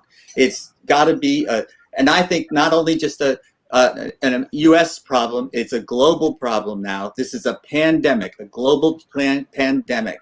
And we have all got to put our oars in the water and row in the same direction. Well, And Jim, just along those same lines, right. if I can jump in just on those same lines, I think that we've actually seen the model of how a national movement can actually work and how a national movement can actually be a positive cause. I don't care what people think about the looterers and some of the other people that are involved, but when we see what's happening with the Black Lives Matter movement and with what's going on over the protest around George Floyd and a number of other names that we could list, I mean, I could list a whole litany of them because of what's going on. That is raising issues about police reform and around just unity of races and races working together that we've never seen before. I mean, I grew up as a child in the 60s. My dad was actually involved in the civil rights struggle. And I think that a lot of folks that are in that generation in the 70s are even acknowledging that this is something they've never seen before in decades, if not centuries. So we're actually seeing some very serious conversations, including some conversations that are very hard for folks to deal with. I'm actually know that there's even conversations revolving around the nationalization of a holiday for Juneteenth and around reparation and things of that nature that are being brought to the forefront because of what's going on. I'm just curious. I want to bring Dylan into the I want to conversation. interrupt because I have to leave. I don't have much time. I Right. only had like 5 minutes No to problem. and then I got to get back because I'm working on a major situation. But and not that everyone else isn't important. And No, Kimberly, you've got some stress on your shoulders right now, and you're holding up very well. You're absolutely right. Black, that movement has done good, and nothing has happened truly since Dr. King. So what I'd like to do though is that I believe that if this reform happens, it's going to hurt the people who are in poverty. It's going to hurt. None of their laws, these people who've done these kind of laws, none of their laws have ever been put in place to help the people in poverty. And the reason why Nick and I started Money Masters PBS was to what? To bridge that gap between poverty and sustainability with financial literacy, right? And we've been thought about this over and, people try not to get us out there to teach this. Financial literacy is what's going to make the difference. That's what's going to make the change is literacy. You can sit there and go out and loot and scream all you want. I think the quiet protests were great, but that's not what's going to win the war. What's going to win this battle is literacy, because it's the smart people that keep taking control over everything and pushing everybody else down. So they're the ones who are making the laws. That's where you got to change all of this. So while all this COVID is going on, distracting everyone, and this, all of this other stuff going on that's distracting everyone, they're pushing this law through. Okay. So think about all of these distractions. None of us knew this was going on. I didn't know this was going on. I hit the roof. Because I'm like, and this is what they said. Well, with all of this going on, we're going to do all of this, and we're putting all of this in place, and then we're going to switch it over, and nobody's going to know. And then you guys are, and the title of it. Look at this bright, shiny object over here while I'm doing something else over here. So all of this distraction, they're moving this bill through just like they did a few other bills a few years ago. They had so much distraction going on that a couple bills went through that actually was very prejudiced and hurt a lot of people. But nobody cares because they work too hard, right? And then nobody cares until something bad happens. Yeah. And then when something bad happens, people knee jerk. So I'm just making you guys aware, okay? Just like I tried to do back then when I kind of saw something going on. But I'm just a little old girl from North Carolina, all right? But the thing is a woman's voice, there's nothing here. So you guys have got to go look this up and do some research on this and do your own campaigning, because I'm going to tell you right now, it doesn't matter. It's not going to matter what you win today. If that law goes through, we're all going to be stressed out. And to me, that law is going to, and they told me the reason why they're going to close down Medicaid and Medicare the way it is because they pay all of your bills and they're going bankrupt. And so my doctors had told me, if you could get on Medicare or Medicaid, we would love you because they pay all your bills. Private insurances deny everything, just like we heard Lynn, because he worked in the private insurance and commercial insurance for many, many years. And he told us how they worked, right? Here's trash can, deny. My doctors used to get on the phone screaming, she has the rarest disease in the world. We have to do this. They would beg and beg and beg for me. They had to hire admin. Okay, that's why medical bills go up. It's because they have to fight the insurance companies. So, Kimberly, we've got to get off passion, and we got to get back to rational thinking here. So I want to talk to Sharif and our new guest Ben Coates. I want to bring you guys. Kim, before you leave, just real quick. Before you leave, I do want the conversation to continue with our guests and everything. But before you leave, I just want to let you know your message of financial literacy and everything else is resonating. People are definitely hearing the message. I was actually on a call yesterday with a woman named Kavita Gupta, who is pushing a app and everything, but she remembers your name and she remembers meeting you. She's an Indian American from around this society and everything, but we were talking about that, and some other conversations around financial literacy have come up in conversations that I've had. So definitely just wanted you to know that the message is resonating and is being heard by and others in the community. Power. You're not just some small voice. Conversation I had recently. Let's build it up. I love you guys very much. Thank you for letting me beam in. I gotta run. I'm sorry. I love y'all. Take care. And thank you with the podcasting, and Sharif and Ben. Love you. Dylan, thanks for joining us. Take care. Of course. Thanks for having me.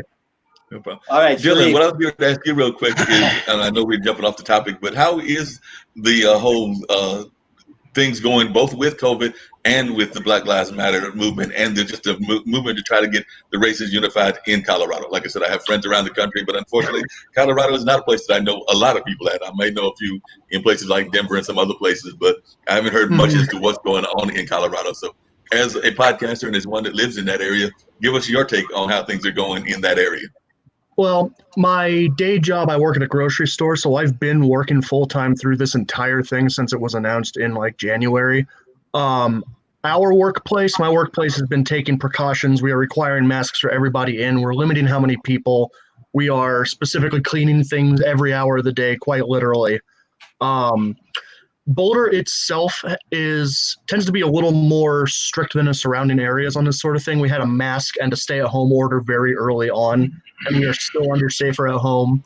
Polis himself has been, in my opinion, pretty good about interfacing with everybody through various announcements, and very good about being seen wearing a mask when he's signing legislation or in session, that sort of thing.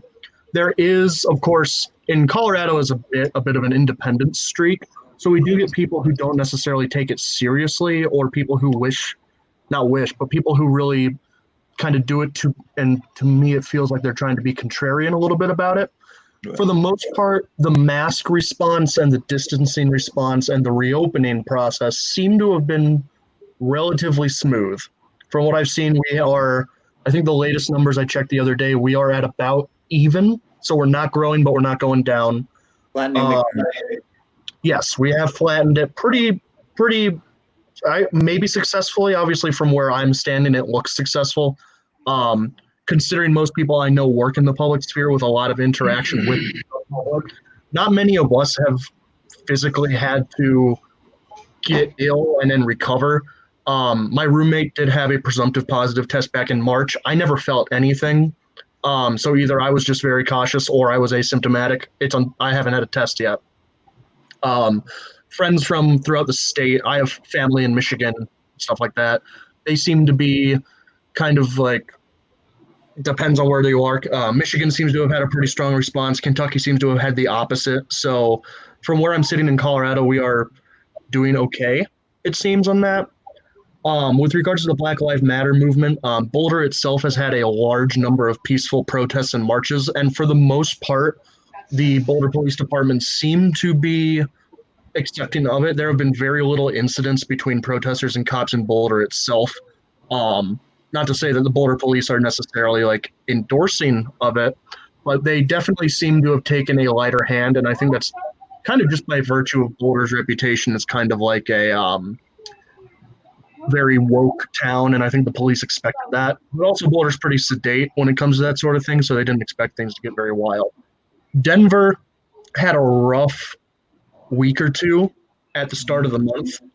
That last Sunday of May, I think it was the 31st when all the stuff erupted nationally, Denver had a pretty rough time of it. But I believe Polis banned use of tear gas and other irritants and rubber bullets and that sort of thing. And then it was either the commissioner or Denver's DA effectively made a statement saying that the military would not be welcome in the street and that he would sue federally if that was brought to it. Yeah. And after that, things in Denver seem to have reached a much more calm, peaceful level. I've gone down once or twice. I know some people who go down there weekly, and they said that most of the time it amounts to they will do peaceful walks, they will do traffic blocking peacefully, and most of the time interactions with the police seem to be kind of like a wary like trust, like kind of like a we're not going to escalate if you don't escalate. And from what I've heard, the escalation has pretty much dropped off to a few isolated incidents after that initial outburst. Cool. And I'm just curious, but this is actually the question for both you and Jim is, does the West still have that maverick kind of feel and everything? Because when I think of the West and I think of Colorado and I think of California, it was always that maverick kind of feel, kind of going out West, and you would have that kind of maverick feel. So I was wondering, in the 21st century, is there still that kind of maverick feel that if you study history, that's what the West was known for, whether that was Colorado or whether that was California? There's a very strong streak of that. Sorry. It's time to take a flight from US to Malaysia via London. We have people joining us from United Kingdom and Kuala Lumpur. So I would like to know what are their views about what's going on right now. Especially Ben, so you have invited French Prime Minister to UK during the COVID thing. What's happening in United Kingdom? Well, we're slowly getting back to some kind of normality. Not normal. By no means it's not normal, but I think it's probably what we're going to have to put up with for at least a couple of years. We're opening up our shops. Our retail's reopened a couple of weeks ago. We're having a big heat wave this week, and unfortunately, a lot of the public have gone to the beaches, and there's been declared major incidents at beaches today. And then our hospitality starts to open up on Monday. A week Saturday, the 4th of July, Independence Day. So it seems to be we're gonna have a little bit of UK independence. We might challenge the you from the States on July the 4th in the future. But no, seriously though, it's towing the water job. If we're honest, it's towing the water job. It's what can we get away with safely. And the problem is at the moment is there's that much going on in the world, and I've just heard you talking about the Black Lives Matter cause and everything like that. The problem is you're talking to the converted. All of us on here are sensible people, probably people that just deal with people, just see people, and things like that. So your actual message is probably wasted because we're all human beings and what is reasonable human beings. It's smart TV. Yeah, it is. Yeah, it is. And it's the same with COVID. We probably won't be diving out to the beaches as soon as they open. And the vast majority of people, I like to think, I thought you talk about politics. In politics, you've got the centre ground, you've got slightly left of centre, slightly right of centre. Most people sit in there. And it's a bit like that with COVID. It's a bit like that with Black Lives Matter. Most people sit either left or right of centre and are sensible, can have a debate, can listen to the other side, can agree that half and half's right, meet someone in the middle. But unfortunately, across the whole COVID, Black Lives Matter, you've got the extremes. And they're what spoil it all. And their message, because they shout louder, their message. So the people on the beach today in Bournemouth, that's a louder message than me sat at home. I've been out working today, social distancing with people. I'm a drone pilot, so I've been out flying the drone, talking to people, asking people permission to fly from such and such. Sensible, reasonable, centre ground ideas. But it's like everything in life. I'm talking, as I say, everything in life, you're going to get the vast majority of us. We could sit there now, have a conversation. We could discuss coronavirus and say, don't do that in case this happens, or try that, this may happen. With the Black Lives Matter, we could say, well, what is there to say? You deal with people, you deal with good people, you deal with bad people. That's as simple as that. The bad people you stay away from, the good people you deal with. Everybody's money is the same. In business, everybody's money is the same. In public, everybody that's buying you a pint is the same. It's the same beer. So it's hard for me to come here and say this is happening and this is out of order because I don't associate with that side of things. Ankit, show us your $100 bill. Yeah. It's all great. I don't carry cash now, Jim. No, that's true. I'm so behind the times. So yes, for you to ask me what things are like, what's the Black Lives Matter thing like, what's the COVID-19 things like, for me, it's simple. I've got a few guidelines to follow. That'll keep me safe and my family safe. Brilliant. It's the Black Lives Matter doesn't affect me because I don't see race or colour. I see people, it's good and bad in all. It's just the way it is. You deal with it, you want to deal with it. So say to me, opinion, it's just out of curiosity, being and everything, because I remember, there was definitely the Black Lives Matter movement here and what we're seeing now. But if I remember correctly, there was a similar movement in London, maybe not about a century, maybe about a decade or so ago. Just for listeners that are here, can you talk a little bit about that? Because I remember there was a push around kind of the minority population in London. I want to say that might have been in the 90s or the early 2000s, as I recall it. You're talking about a shooting of a black man in London a few years ago. It's hard, Mark, because they riot. Now, people who are sensible, who want Black Lives to improve, and I do understand the Black Lives Matter campaign. I do understand that it's all about improving their life up to the standard of a white person. That's the reason behind it. But when the message then gets distorted, and it's both sides. So recently in London, we had the Football Alliance, which is called the EDL out, and we have the Black Lives Matter being infiltrated by the Antifa and all that. The messages get distorted, Mark. So yes, when the riots happen, and then we know, but then you see in history now, you said that about what happened possibly 10 years ago. In history, they're seen as the riots, not as Black Lives Matter protesting. They're seen as the London riots. So the message is, I remember it because it was riots and there was looting and as always and things. Again, it's but the sensible people aren't going to be there because they live a sensible life. So yes, you're right.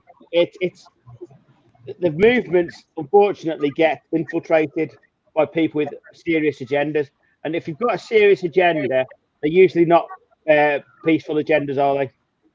Yep. And we had the same thing in Minneapolis, and there was a lot of rooting, and buildings were set on fire, and that sort of thing. And so we can overreact, like you say. There's overreactions on both sides, and I think that right now what we're seeing is also in football. There's a lot of awareness now about people chanting racist taunts at black football players, and here in the United States, we see it in NASCAR, which I don't know if you guys have ever heard of NASCAR. Yeah. There's one black. To be fair, Jim, it's a big story in the UK at the moment about NASCAR, about the black guy with the noose. Yes, that's great. That's great to know. And so we have one black driver in NASCAR, and they have been taking down. They've banned Confederate flags now. Because just the general awareness of what that means to a black person, seeing that people waving the Connecticut Confederate flag that sends a message to them that they're not welcome. They shouldn't be there at NASCAR. And so now we have raised our awareness that that's not cool. And some Confederate statues are being torn down because that's not cool. And so our general awareness is rising, and this is true in the Black Lives Matter, and we're hoping to see this rise in COVID as well. It's not cool not to wear a mask. You're right, Jim. You're right. But I will counteract that by saying that history won't change. So we have to be careful not to educate, because if we take education out of this and we don't educate people about the history, and that may include a statue and your kids going up and saying, what's that statue? Well, this is what it is. We can wipe it out and we're not solving the problem then, Jim. I agree with you completely. And I think when... And also, Jim, what I believe, because you're talking about a view from United States where you are watching a lot of news and then there's some kind of perception happen. But if you talk about other... Ankit, just along the same lines... Ankit, along the same lines, I think what he's saying is that, and I agree with him to some degree as well, is that even when we study history, we have to study history in its total context. Meaning that, like, I am a big fan of a hero of your country, that being Gandhi. Gandhi was a great hero, but at the same time, Gandhi did have some issues around race that we have to talk about as well when it comes to like his rules when he was in South Africa. The same with Malcolm X. Malcolm X, who was another hero of mine, was a great hero, but we have to study the whole of the person. That's right. Mark, what I'm trying to say is that your history is different from my history. Because we are different cultures, we are different demographics. But what I'm the important part of what I mention is that you have a perspective from a United States where you have a lot of media talking about black and white and things like that. But if you talk to someone outside United States, they think that this is something which is due to an election year. You have an election coming up, and that's why you need a lot of things going around, and you want to divert your mind from coronavirus to something else, and that's what's happening. That's what we are in India and other countries can easily watch because of election. Things are going like this, basically. Do you know what though? Do you know the value of the word racism is very, very low now because it's overused and it's almost too easy to use. And this is half the problem. People don't understand what racism is, and it's back to education. And unfortunately, if you say that this is the base, and it's in all cultures, And so, for example, I'm very fortunate. I love listening to people about their own countries. I think it's fascinating because it's educating people. So you ask questions about that, and then you say, "Oh, I'd love to go here. I'd love to go there." That's being cool. But the word, then what some people say is, "Oh, the word." For example, you probably heard it. You've got one token black friend. It gets thrown around. It's almost a throwaway comment, and this is devaluing the whole message. That's right. I agree. That's very well said. And I'll tell you one more thing, Jim and Mark and Dylan, because we have a history with the United Kingdom. I mean, almost all the countries have some kind of history, and we also have a history with United Kingdom. But they have their own views, and we have our own view. And if I agree with Sharif that we got independence from United Kingdom in 1947, and again Bangladesh got independent in 1971. So we have a great history, but it's not that we are ready to fight with each other. But that happened in the past when something was going on at that point of time. That was their history. Now we are on IBM TV and we are creating a new history here. So it's all about the perception and what we are trying to do here on IBM TV. But I would like to know what Sharif's viewpoint on this basically, because Sharif is just listening. As well as for Ben and my other gentleman from overseas is, and this is my thought about this. I think that a lot of times we don't necessarily study the words the way that we should study them. Like I said, I'm going to use two terms, and I think that people in India, Europe, and even Malaysia probably know the word better than we know it. And that is the words colonialism and imperialism, which is a very, very powerful terms. But I think that most Americans, it will give you a very general definition of that word. I don't think that they can give you a specific definition of what that word is. Whereas because y'all have gone through it more recently, I think that y'all have a better understanding of the word. At least that's my take. What do you think, Jim? Well, I agree. And also, just to get back to the United States for a moment, there was a movement to rewrite Mark Twain, a wonderful writer, and some people wanted to take out the N word because this was politically incorrect. Now, there's no way that you should rewrite history. There's no way that you should rewrite great literature There's no way that you can go back and expunge things. But you want to know it, you want to understand it, you want to teach it. But you also have to combine that with raising your consciousness that this is no longer okay. It's a great novel to read to understand how things were. That does not mean that's how things should be or the way we want them to become. But do you know what, Jim? I want Ankit's culture to be different. I want Sheriff's culture to be different because I want to learn about that culture. Who says that one culture is right? Nobody.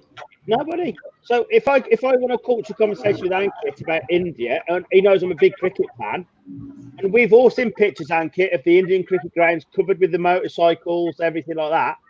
I would love to experience that because it's an experience. Do you know what I mean? And if you start, you have to be careful because if you start taking that out and say, no, you can't mention anything about this, you can't mention anything about that, you don't learn. So you have to be very careful. And this is exactly why the far left and the far right groups across the world are taking the valuable message away from what it should be. I agree with Ben. I think that's what we should do. We have to learn from each other, share the best practices, and care for each other as well. And we are all human. And I'll tell you one more thing. I mean, I've repeated this thing multiple times on our show.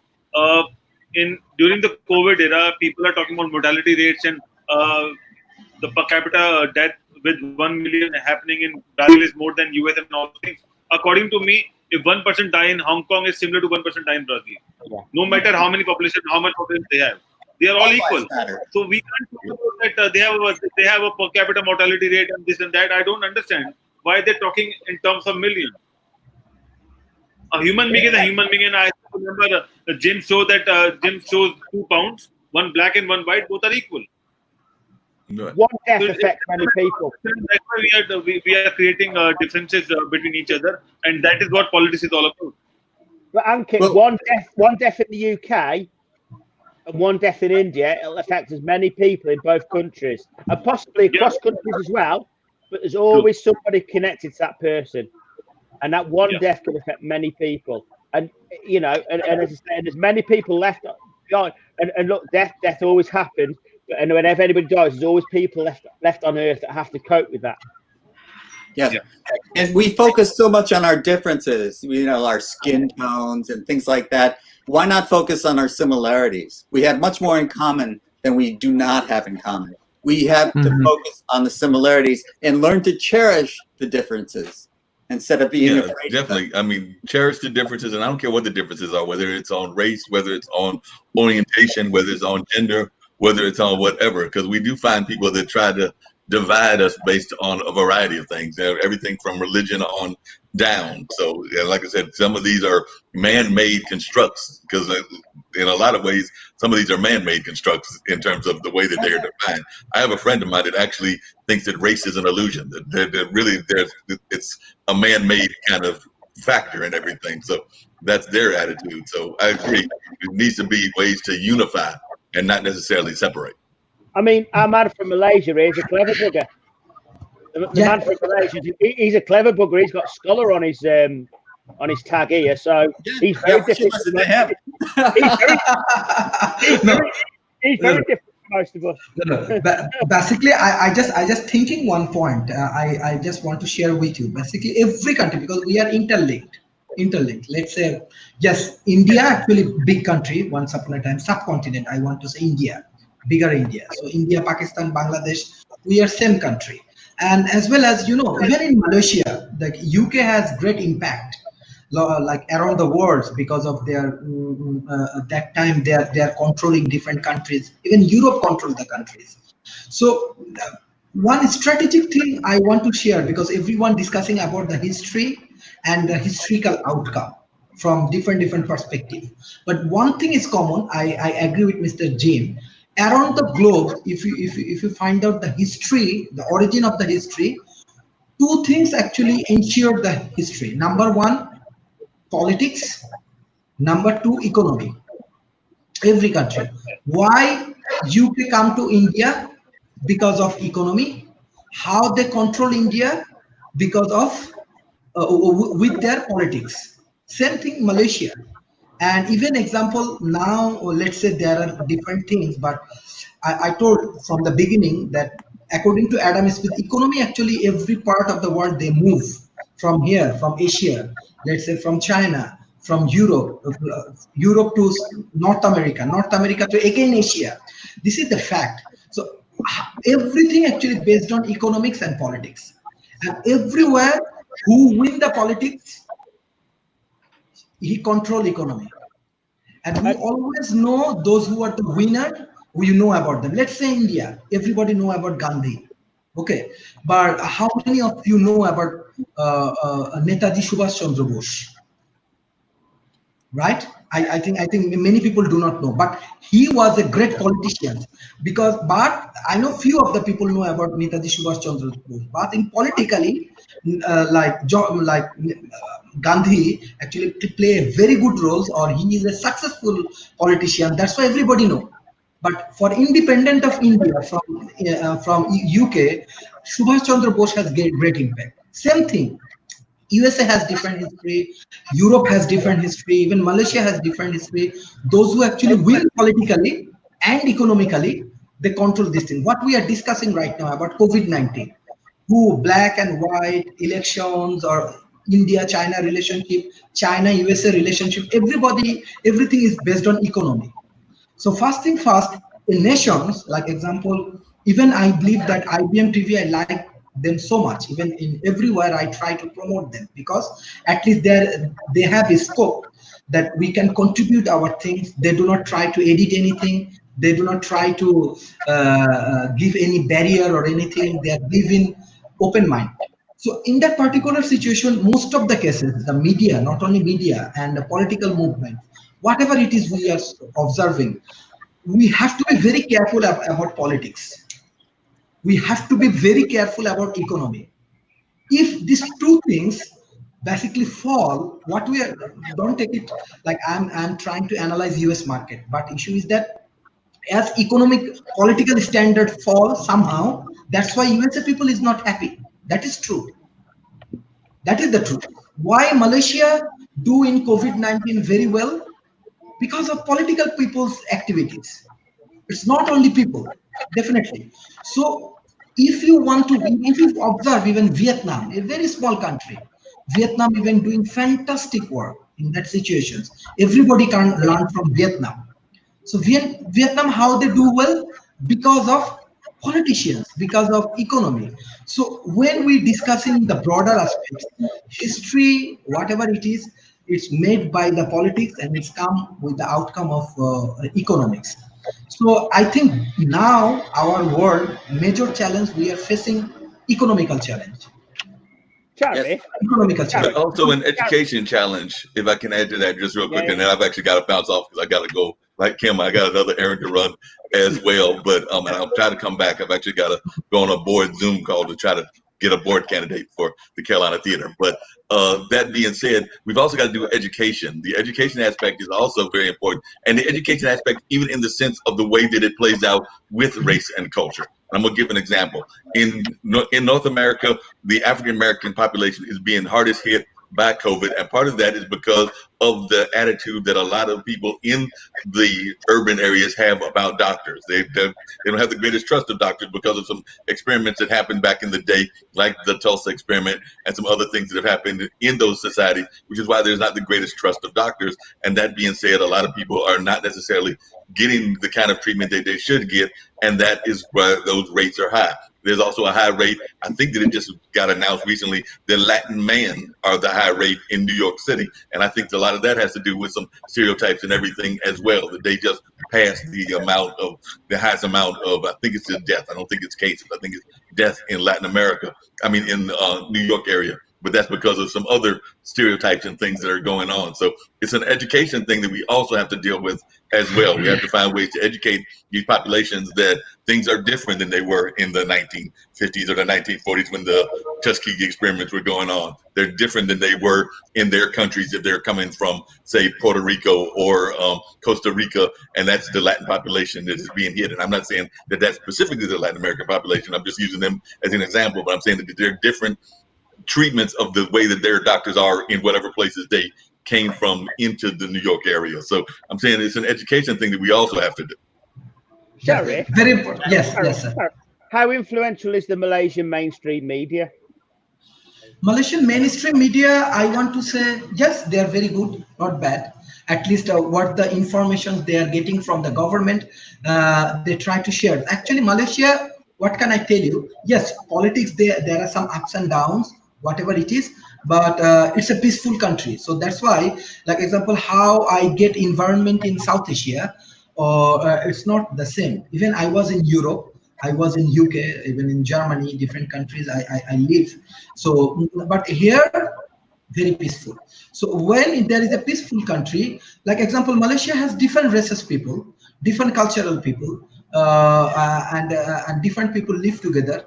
But we do not have any kind of, at least in present situation, now is a very challenging moment, but you cannot find any riot, any problems, any crisis, not price related problem, economical massive problem.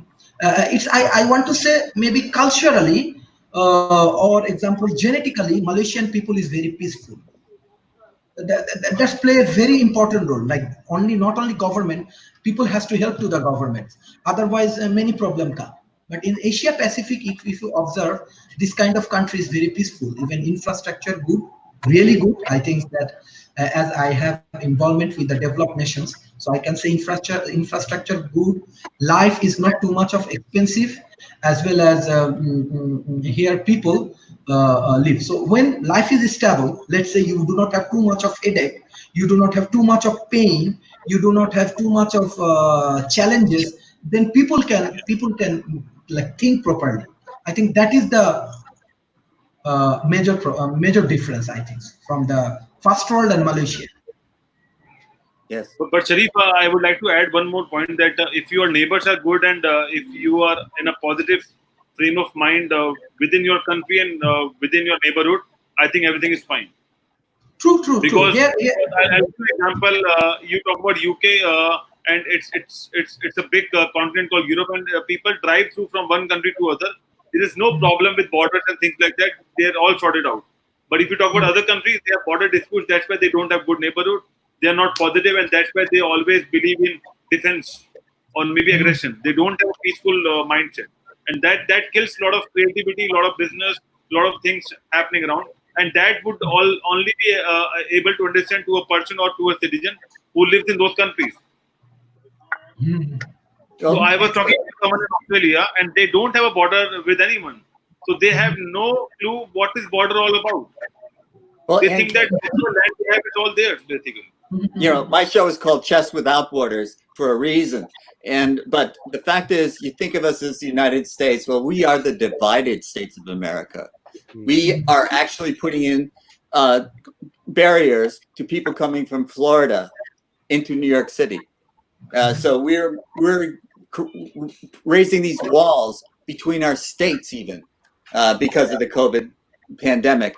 But this is only a symptom of a greater weakness in this country, which is we have states that are unalike, as they would be as unalike from one another as another country from another country. And so we have intellectual borders as well. We were founded on two basic principles: rugged individualism, which is not true. I didn't fill the cavities in my own teeth, and also anti-intellectualism. We don't like people talking down to us. We don't like scholars. We don't like people who think that they know more than we do. So we don't like to listen to a well-spoken, educated man like President Obama. You know, we're more attracted to somebody who tells it like it is, even though they are speaking nonsense. It doesn't matter. You know, they sound like us, so we vote for them. And so this country has many of the problems that the world has. And so we have to think on a global basis rather than as a national basis. One world, when I walk in the woods, I don't know what state I'm in. There's no signs. The brooks and streams look the same. The trees look the same. You know, and it doesn't matter what state I've crossed in, one from the other. Go ahead, Ben. Certain things are going to be certain in life. You're going to have, you can't choose the government yourself. You can't choose who runs the country. You can't choose the economic situation yourself, because you know, unless you're in it, and you can't choose what anybody else does. And this is the problem. Too many people are trying to influence too many others. Go and concentrate on yourself. I know it's a selfish way. If you take 100% responsibility 100% of the time, the world will be a far better place because you'll be responsible for everything you do. So if you're successful, it's your fault. If you're not successful, it's your fault. And if everybody has that attitude, we won't have many issues in the world. You know, but the problem is it's too easy to say, oh, that was Jim's fault. He didn't do this. Well, what did you do to get him to do it? Yeah. What has the blame game ever done for us? You know, we can't blame others for our shortcomings. One interesting thing I just want to share. Yes, sorry. No, one interesting thing I just want to share because of as I get chance to involve with different countries and try to explore their culture, economic cultures, and this point of view. If you go to the Europe, I think in that way, state is very powerful. Europe is very powerful. If you come to the, I think, subcontinent like India, Pakistan, Bangladesh, I think much people small people, microfinance and micro combination is more powerful. State is powerful, but much people is much more powerful than that. That's why you find different corporations, this business, that business, these people, that people's, they build up their business. Okay, Malaysia state is powerful. Then people just follow. Here, Malaysian is not, I do not want to say they are very dynamic, but their government is good and people actually follow. Like every country is different. So what I learned, let's say I'm from developing nation, let's say I'm from subcontinent. So when I observe the subcontinent micro initiative, any kind of micro initiative, I'm sure in India, Bangladesh, Pakistan, they are very good. And they're very good in problem solving. Like any kind of flood come, they can solve.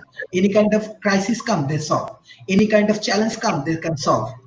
Because of nature, because of weather, and because of history. Like example, subcontinent family is even Malaysian family actually, many people live together. They do not, maybe many even I'm from a big family. So this is one kind of strength. This is one kind of culture. Let's say when my family also live in Europe and USA, so now they are going for like different culture. But I believe like how subcontinent people with their micro strength, they can solve this problem. It's difficult for Europe and USA. But Sharif, you've summed it up there because power is only temporary. Because if you think about it, we're back to the start now. The statues that are being pulled down, when these people were actually in power or powerful positions, they were the most powerful people in the world, and they were building the slave trade, which is where it all started. They were, and people were like, they didn't think it was a slave trade. They thought, oh great, I can go and get. They were, I can go and get this because if I do that. Now, when they got it, it was a different story in the UK. But now, all they are is statues. It's like all they are now is statues that are being pulled down. So now they've got no power. In Germany, recently, Germany's have coped with COVID-19, to link it back to COVID-19 as well, with great power. Last week, the meat abattoirs had the infection, and their R rate went up to 2.88. So the week before, they were powerful because they'd almost killed the virus. Last week, they weren't powerful at all because they weren't battling it. We have to be careful, and power is within yourself and controlling what you do. So I totally agree with you, but we have to remember that the people that had the power in the past won't always have the power. And what we need to do is, rather than go up and down like that, as the powerful people do, if you stay level, you'll have a far better way of living. Yes. That is the interesting part. Like every country, good things we can combine. Like let's say USA has something good. Like Europe has something good, even subcontinent, even Asia has something good, even China has something good, India has something good. So we can combine, but issue is that like we live in an ecosystem. So when we live in an ecosystems, in between ecosystem, we have to play. But I think that why economy playing this very important. I can share my personal experience. Let's say in my student life, I heavily involved with debating, heavily involved. So let's say when I was in Bangladesh, so I arranged different kind of debating competitions. Okay, then I go to Oxford Union. Okay, so my perspective when I go to Oxford, It's completely different. Oxfordian concept is completely different. So I getting learn. And side by side, I also understand with very low capacity, how subcontinent people run a organizations.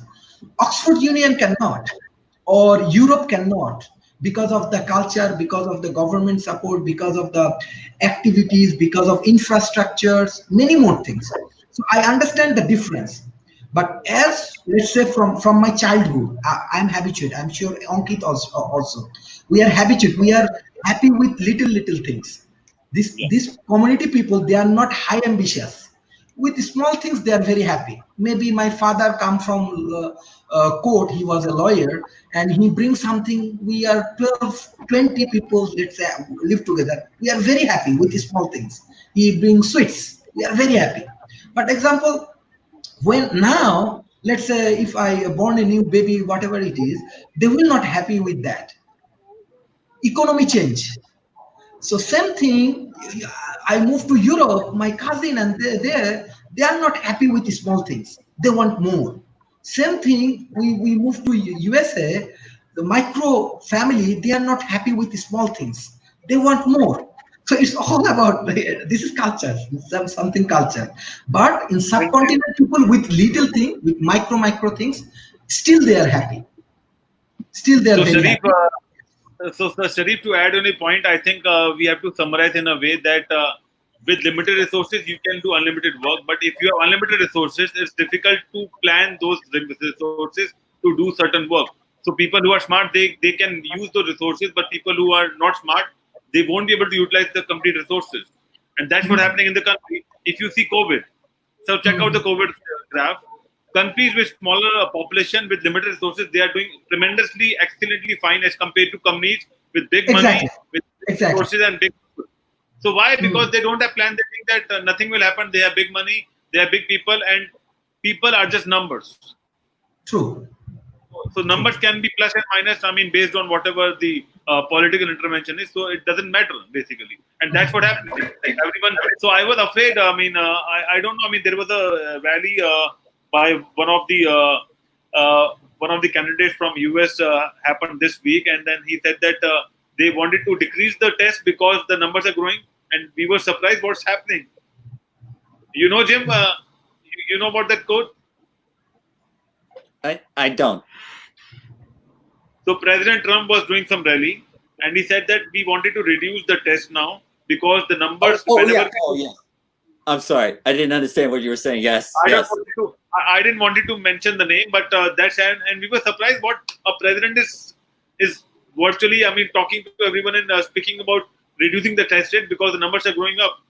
So if you know that, but the negative numbers were going up too. Politics is bigger than country with people and all those things. Then you can't talk about whatever we were discussing about sharing and doing the best practice. And also, I wanted to share one more thing, Sharif. We talk about subcontinent and how subcontinent people will gradually match or parallelly think with people in the Western country, and we go there and study.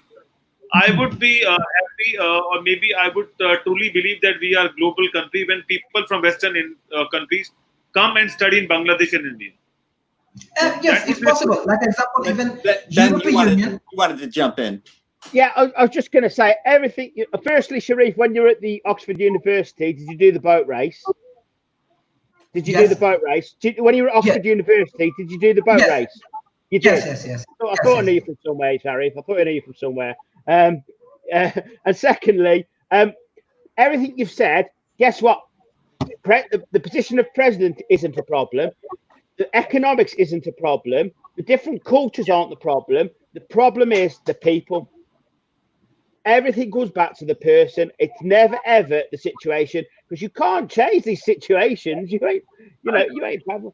The problem lies in the people, and what the intelligent majority need to do is to overshadow the ignorance, and that is the key to everything that's been said. Because as I say, I can't. We don't run the countries. And the president, you need a president in the States, just say the States, you need a president, but you can't change the person that gets it on your own. And that person, you might not agree with that person, that's that person's views. So the problem lays with the person. Doesn't lay with the position. Lays with the person. I agree. I agree.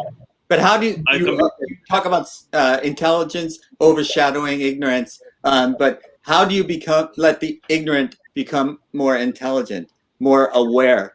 And Exactly, Jim. How do we can't, and in the UK we're one of the biggest culprits. We'd rather drag people down to the lower levels than drag people up to the higher levels, and that is done through the media and the negativity, the mainstream media. And that is the problem. The problem isn't races, it's not cultures, it's ignorance, and it's trying to drag people down to that level rather than dragging people up. Certainly.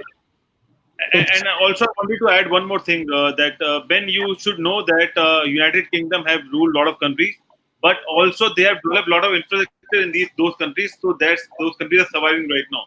We are using the railway network which is done by United Kingdom when they were ruling us. Same as lot of infrastructure, so they have done a lot of good work as well.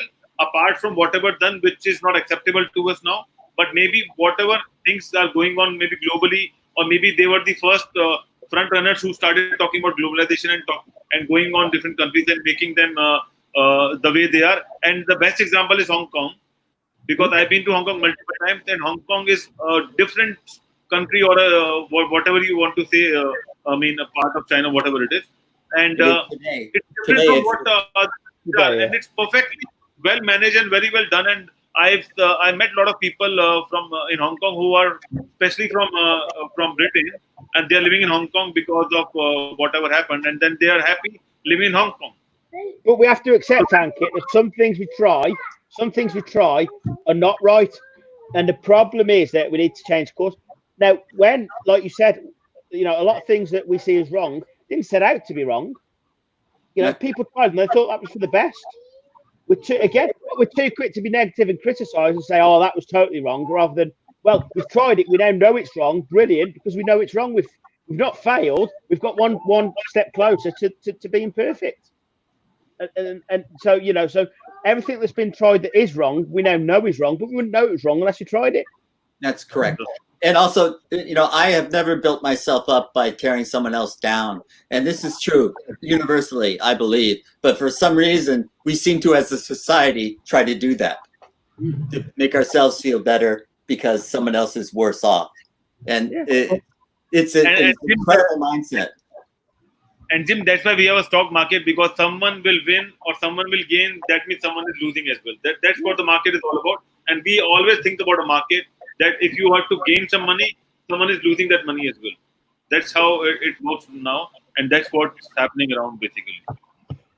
Yeah. Well, America in general tends to like a hierarchy, even if we won't admit it, where a lot of people do judge their own success based on how much better they are doing than someone else, and that does tend to lead to a zero-sum mindset, which is unfortunate.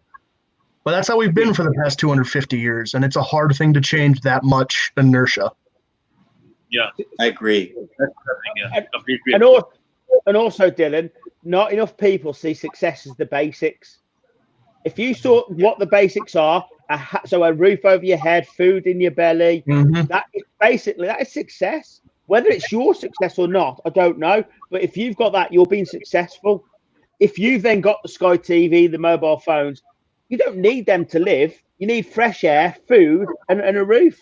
And if you're doing that, you can go from there. If you haven't got that, you can't go anywhere. And if you got that, then you can appreciate the small things, the little things, the sweets that your dad brings home. You can appreciate those things. Yeah, Sheriff, get them sweets back, Sheriff. Okay. So Jim, I'll tell you one more thing. So Jim, what happened when we do some kind of a dessert or maybe a party or maybe a dinner with our family? So we have a big plate or a big dish which is in the center of the table, and people will sit across that table and they just eat from the same plate. Can you believe it? And I'm not talking about 5, 10. I'm talking about 20, 25 people. And Sharif would agree to me on that. So that means we are accepting each other and we are ready to share each and every bite on the same plate with everyone else. Yes, but if you did that in the divided states of America, a fight would break out. Okay. I want more than you. But there's a disclaimer that happened before COVID, not during COVID. Yeah. But that wasn't wrong at that time, Ankit, because there was no such thing as a pandemic. It's only from the pandemic now, and this is the positivity. This is what I love. We are going to become a healthier world because we're not going to do that. We're not, I mean, this hand sanitizer. I do media, so I have to have that because there's nothing worse than being a pilot with sticky hands. So to me, it's natural. But if everybody has it, we're healthier. So there is positivity. The earth is healthier. Yeah. Hotter, but healthier today. Yeah, as you can probably tell, I've got a sweat on. Well, So the Ben, earth is getting a question for you from one of our young viewers. They wanted to ask a question, and the question is coming on the screen, so you can go and read it out. Weird and fishy. There is no vaccine for the virus, which can be killed by salt. Okay. Do you have any answer? Make it president. Make him president. Yes. Prime Minister. It puts it in perspective, doesn't it? You won't believe we have a lot of kids at our home, and they were asking when coronavirus will go, what will happen, when we'll go out and play and all those things, and we don't have any answer because we always say we'll just wait for 1 month, and all those things. And kids are also, I mean, they are aware that because of corona they can't go out, but they keep on asking when it happened. And there was a solar eclipse a couple of days back in India, and we believe in a lot of numerology and religions and all those things. And then according to that, one of the astrologers claimed that after this solar eclipse, the pressure of coronavirus will reduce a little bit, and that's what happened. So and that was coming all over news as well. And then kids were listening to that. Okay, after the eclipse, we will have less cases of coronavirus, and we will be free as soon as we can. So it's all about media hype, and that's what we are talking about. Your media is talking about things than my media. And Kit, I can reduce the coronavirus by 90%. Okay, but let me show you how you do it. Oh, wait, there's an article.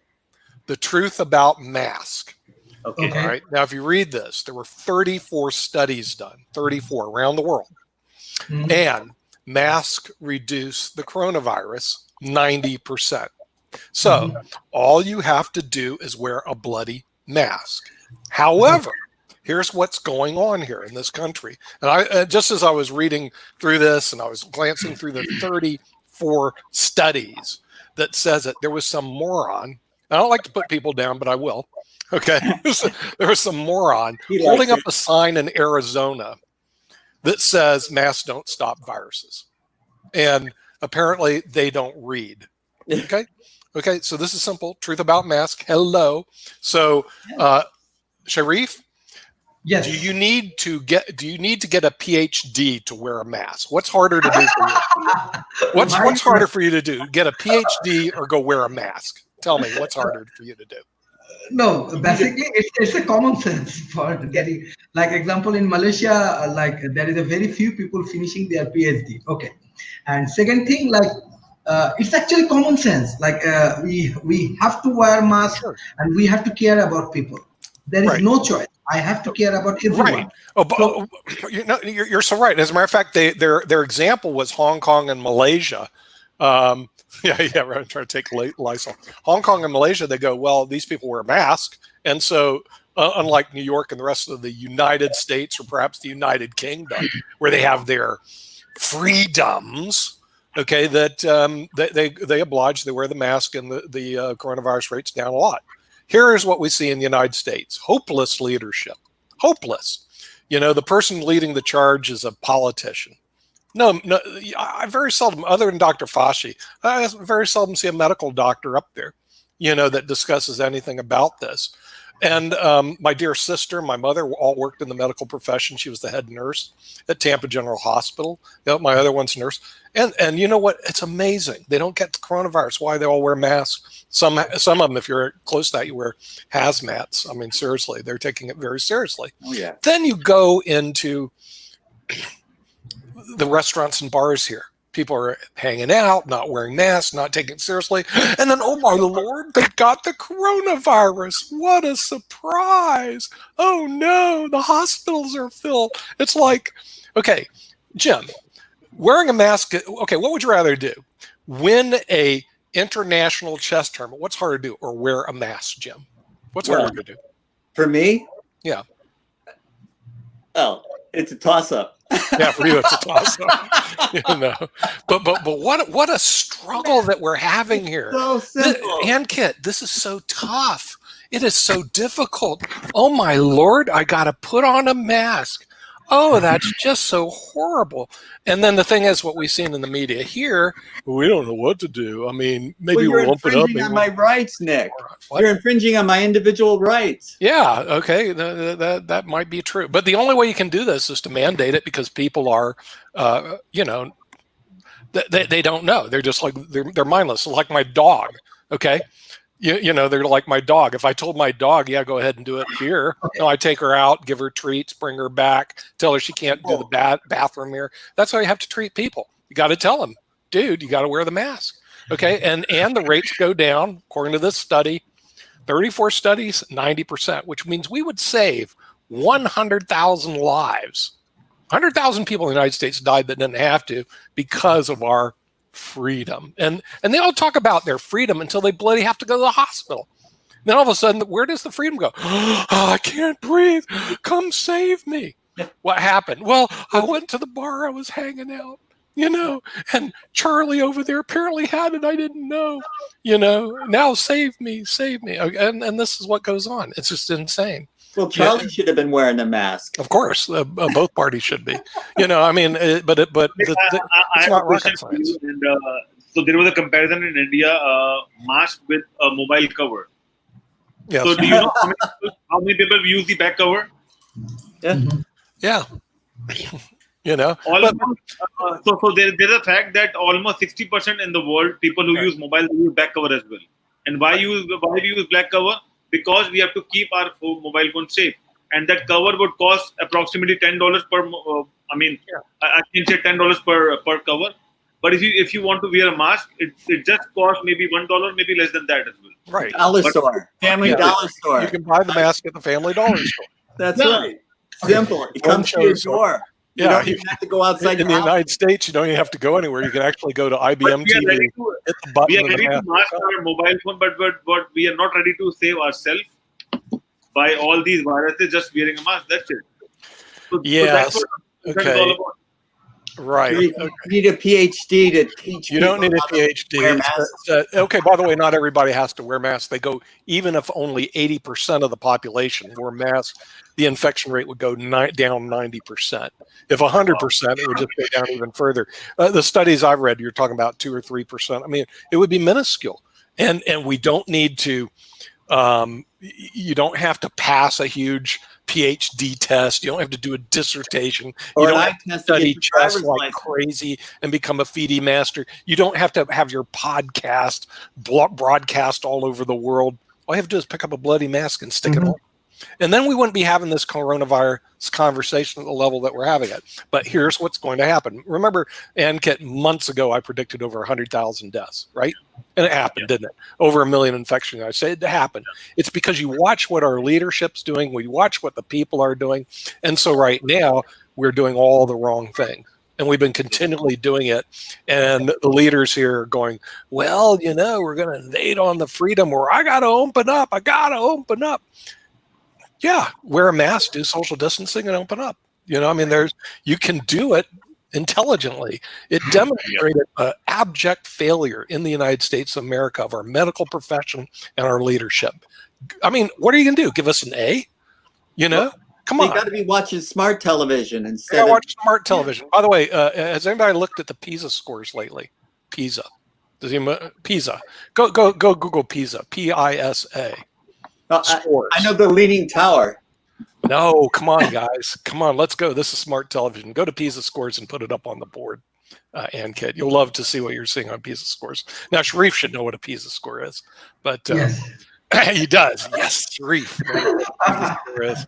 Yeah, but well, he's a scholar. Come on. Yeah, he's a scholar. It's called the Program for, I think, Program International for Student Achievement or something like that, right?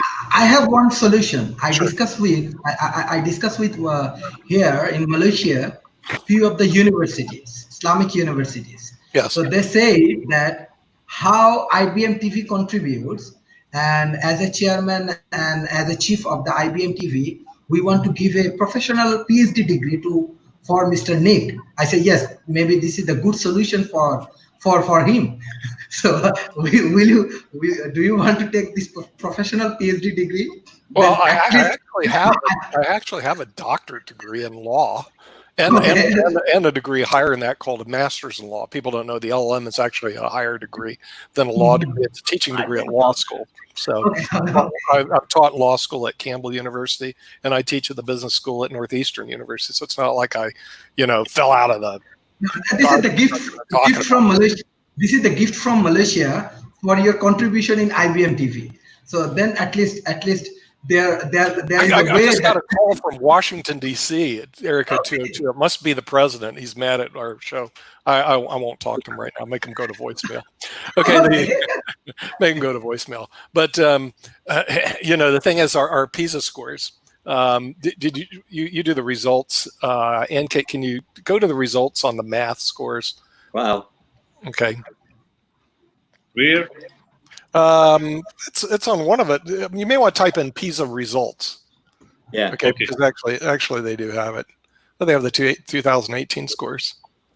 Okay. Here we go. Japan. I can't find the United States. I have to scroll to the second page. You do, by the way. See, this is our educational system, guys. Maybe we should bring this up on our Monday economics here. Okay. I hate to watch the scores from Hong Kong, but yeah, ECB, right? Okay. Hong Kong.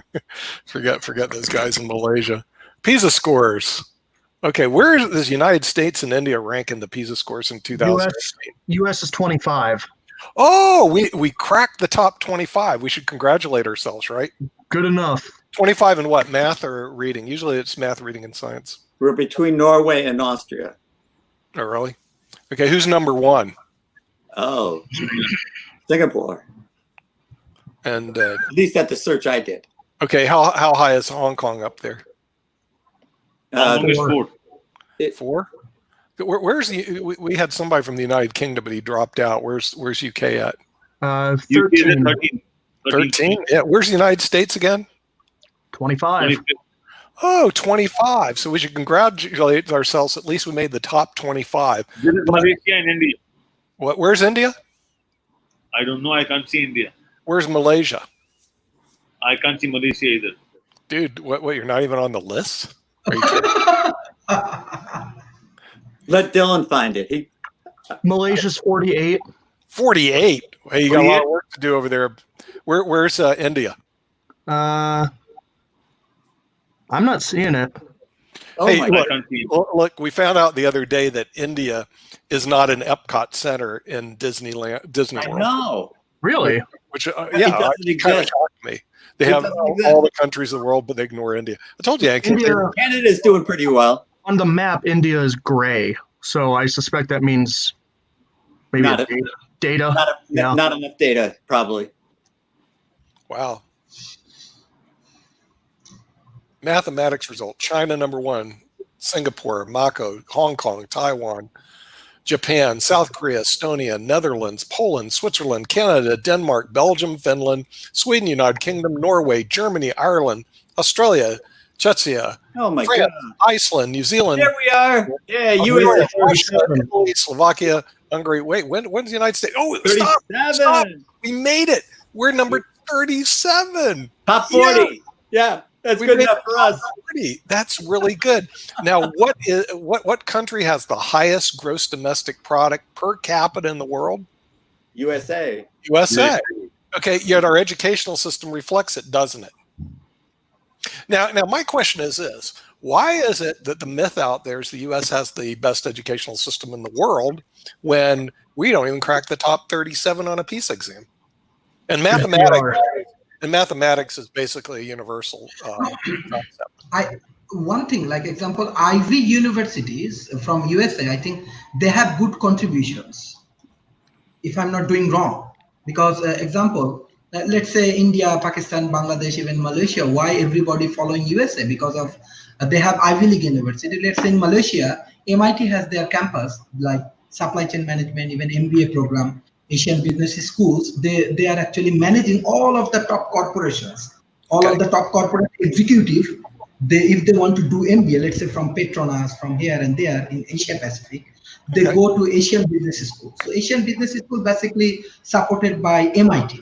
Is it the way that USA getting their good brand because of Ivy League, let's say Stanford, MIT, Harvard, and this kind of universities, and everybody following them? Let's say here Cyberjay actually getting backup by the Stanford University. So all of the tech companies in Cyberjay. So Obama first come here and he introduced MAGIC, Malaysian Global Innovation and Creativity Center.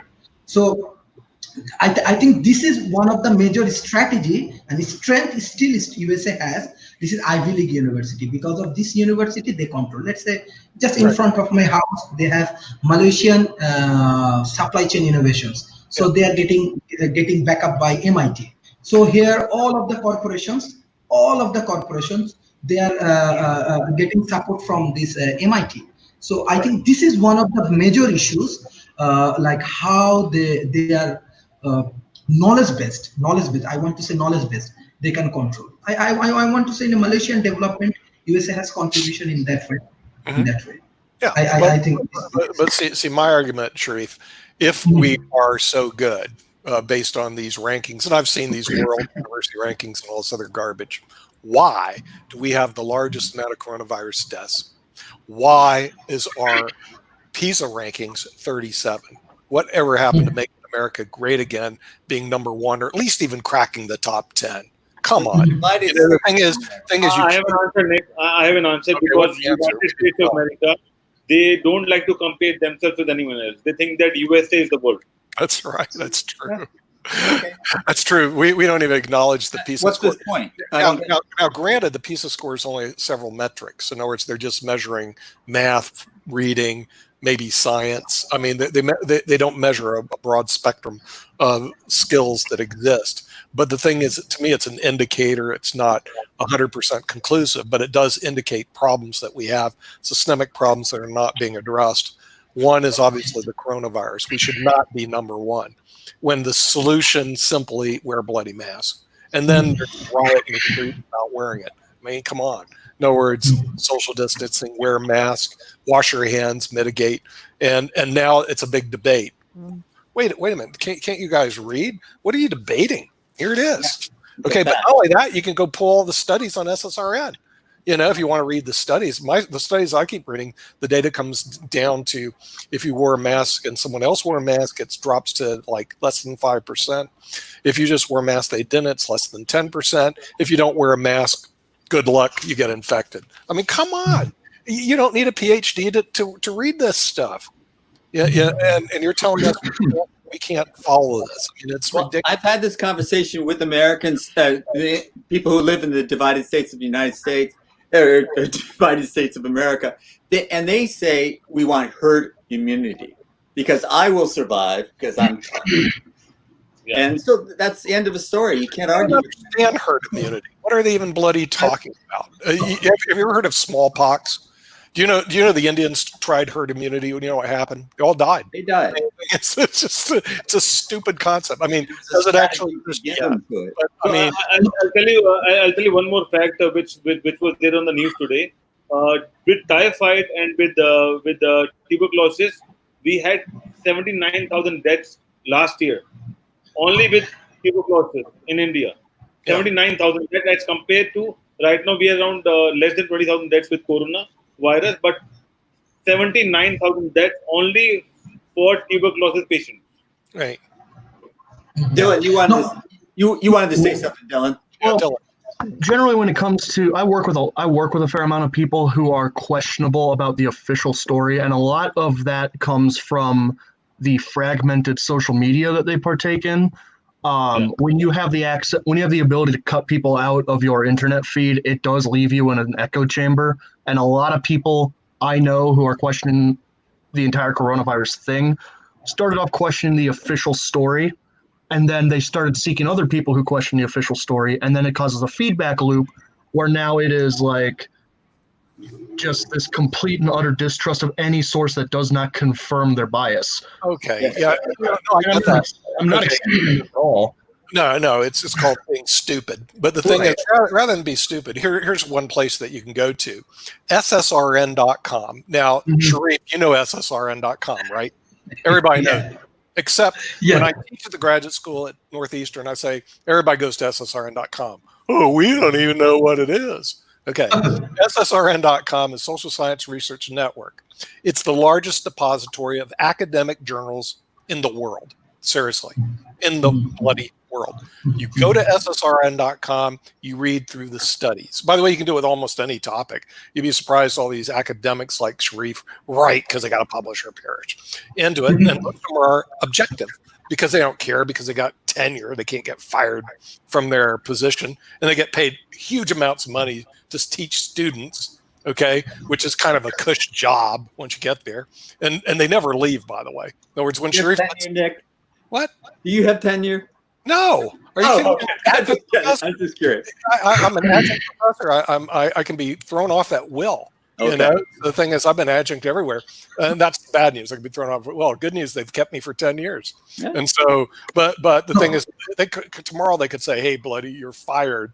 And but fortunate for me, I own a company that's been around for 20 years that's very successful. So I go, I don't care. You know, but that's where you have to be. Like, you have to be independent. Yes. And see, the real problem, a lot of the professors, they go, oh, if I don't get tenure, I can get fired. Oh, Lord, I better be careful. But most of them that do will be able to write papers, and they do it on ssrn.com. And you can go read through the papers, study it, evaluate it yourself, and come up with a conclusion. Now, remember, you're only listening to people that have PhDs, MDs, MD PhDs, rather than Joe down the street goes, oh, this is just a hokey thing. I think it's made up by Congress. Well, where'd you go to school at? Well, I failed out of West Virginia High School. It was tough. Okay, and you're listening to that guy on the Facebook. What, are you out of your bloody mind? Okay, if you do that, you're stupid as he is. And they don't like to use the word stupid, but I don't know how else to describe it. There's smart people and stupid people. By the way, stupid people don't have to watch your show. They can turn us off, go watch the daily news, or go to your Facebook friends. I don't really care. But the thing is, this is the reality of it. And my only problem is I don't like hanging with them. That's all. In other words, I go, okay, you can believe what you want because we're a free country, but please stay away from me. Okay, that's all. Some of the people on social media actually post stuff from these websites that I've never heard of. You know, they're not credible at all. No, they're not. That's what they're reading, and that's what they're believing. You're so right about the credibility. See, even when you do look at the papers, always look at who authored the paper, what university did it come from, was it peer reviewed? Right. Okay, and Sharif knows all about this peer review garbage. They do this in academia all the time. Peer review is this, for those who don't know. You publish a paper, so what? And I've seen them, especially on global warming. So what? Okay, was it peer reviewed? No, it's just some moron who got a PhD, with all due respect to Sharif, who decided to go out on his own and write a bloody paper about some topic, and nobody with a brain looked at it. And they're called non-peer-reviewed papers. And then a moron on Facebook will publish it and send it all out. Look, this guy with a PhD said this. And I said, dude, did you look at the paper? Well, yeah, I read it. He's got a PhD from John Jones University. Well, let's see. Is that an accredited university? I don't know. Was it peer reviewed? What's that? But I believe him. Okay, fine. Go ahead and believe what you want. But you're reading science fiction, you know, seriously. I mean, but this goes on all the time on social media. And it's just, social media to me is like the wild, wild west of information. You got to be really careful. So what I do is I fact check everything. And usually you double, triple fact check, and you also go through the peer review process. Yes, Ankit. So Nick, a question for everyone: that who is influencing us like global citizens right now? Is it the social media companies, or is it the ruling government, or is it the media companies who play a lot of news around the world? Whatever they want to show, they will show those news, or it's United Nations or WHO who are the world bodies? What do you think? It's all the above. I mean, they're all different, though. In other words, social media. Okay, let me ask you this: what social media do you listen to, Ankit? Name the I don't listen. I just feed in social media. I don't listen to anything. Okay, all right. What social media are you connected with? Are you connected with Facebook? LinkedIn. And LinkedIn. Okay. We'll say Facebook and LinkedIn. Okay, name the third social media site. Twitter. Who? Twitter. Twitter. Okay, name a fourth one. Web Talk. Okay. Which one? TikTok. Name a fifth one. Instagram. Instagram. Snapchat. Which Reddit. one? Snapchat. Then What's we have up? web. Okay. WhatsApp. You know, we're running out. WeChat. There's actually very few social media sites, and a lot of them are monopolistic. Some of them even, what they do is if they don't like what you say, they will actually shut you off. I watched Yank that. you right out of As this. a matter of fact, the thing is, what they have right now is mind control. So if Jim posts something in that one of the social media bots don't like, they'll erase it. Seriously. In other words, usually it's not done by a person, it's by a bot. So, and one of the problems that we have is the media is so condensed that the people out there do have very little opportunities to actually, engage in any form of free social media because several of them dominate the whole market space.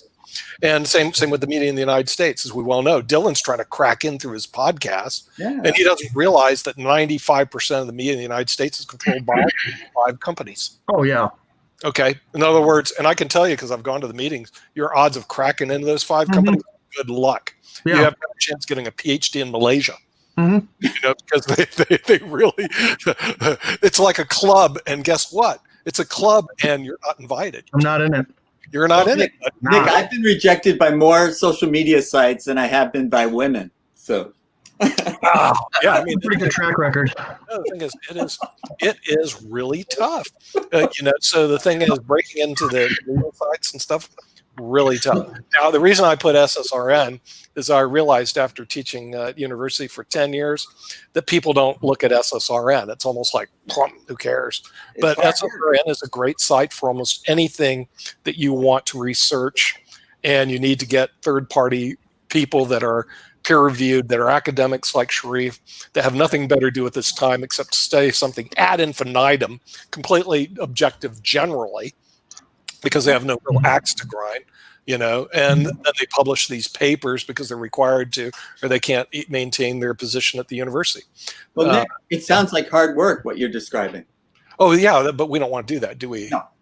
Okay, all you have to do is go read a paper, go to I'd SSRN. rather stay ignorant. It's easier. It is Yeah. easier. And listen to your buddy from West Virginia. Hey, buddy, I went to high school, West Virginia, and my buddy, we graduated from, we didn't really graduate from high school, but I believe this, and that's it. And so now what do we have? 100,000 people dying. Great. That's just brilliant. For the best GDP system in the world, our myth that we have. 9% of them can have been protected by this.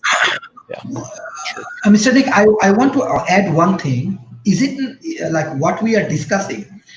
I think this is the culture. Let's say China control COVID-19. I want to say very well. I do not know what the media said or whatever it is, but how I getting informations from my Chinese friends and family members, I find China control very well. That's because And Xi Jinping said everybody wear a mask. It's culture. That I is mean- the things. Even USA they're facing, because USA has freedom of speech.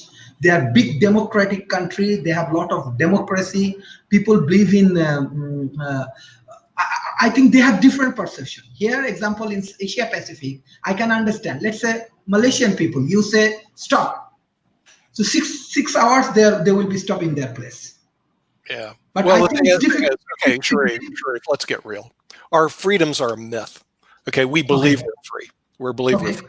Okay, if we're so free, why does everybody have to go to work, or they're going to have no money, they're going to starve to death? Does that seem like freedom to you? Okay, no. Okay, let's go look at our free people here. They did a study on Americans. 60% of Americans can't get a hold of $400 if their life depended on it. Does that seem like freedom to you? Okay, the realities of what goes on here just aren't being, well, it makes sense because, I'm free to do what? Starve to death if I don't work? Well, Okay. Or what if you get cancer, Nick? You get cancer and you're worried about surviving cancer. Well, you're going to go bankrupt. Yeah, you're going to go bankrupt. In the United States, we had over 600,000 people file bankruptcy because of medical-related claims and illnesses. All the other leading countries had 0. Is No, that this is even I want to relate with the culture. Like example, I don't know, from different report when I find that okay, USA has a big debt. Let's say their economy is $23 trillion, and they have this same amount of debt they have. So that time I discussed with the USA professors, and they said if you go for more credit, then you are more rich. That is the strategy. You do not think that now USA facing this kind of bankruptcy and what's the challenges? This is reason of their economical system. Hey, Sharif, why are you listening to these American professors? We already went through the PISA scores on math. No, And your math score were number 37. Why would you listen to somebody ranked number 37? Okay, okay. You go to a chess tournament, Jim. Are you going to listen to the guy who's the number one player, or you listen to the player who's ranked number 37? Jim? No. Issue is that this is even cultural issue. Let's say you go to Bangladesh, you find Prime Minister has an advisor. Like Prime Minister needs an advisor. Without advisor, she cannot run the country. So who is the advisor? Advisor from Harvard University, Dr. Gauhar Rizvi.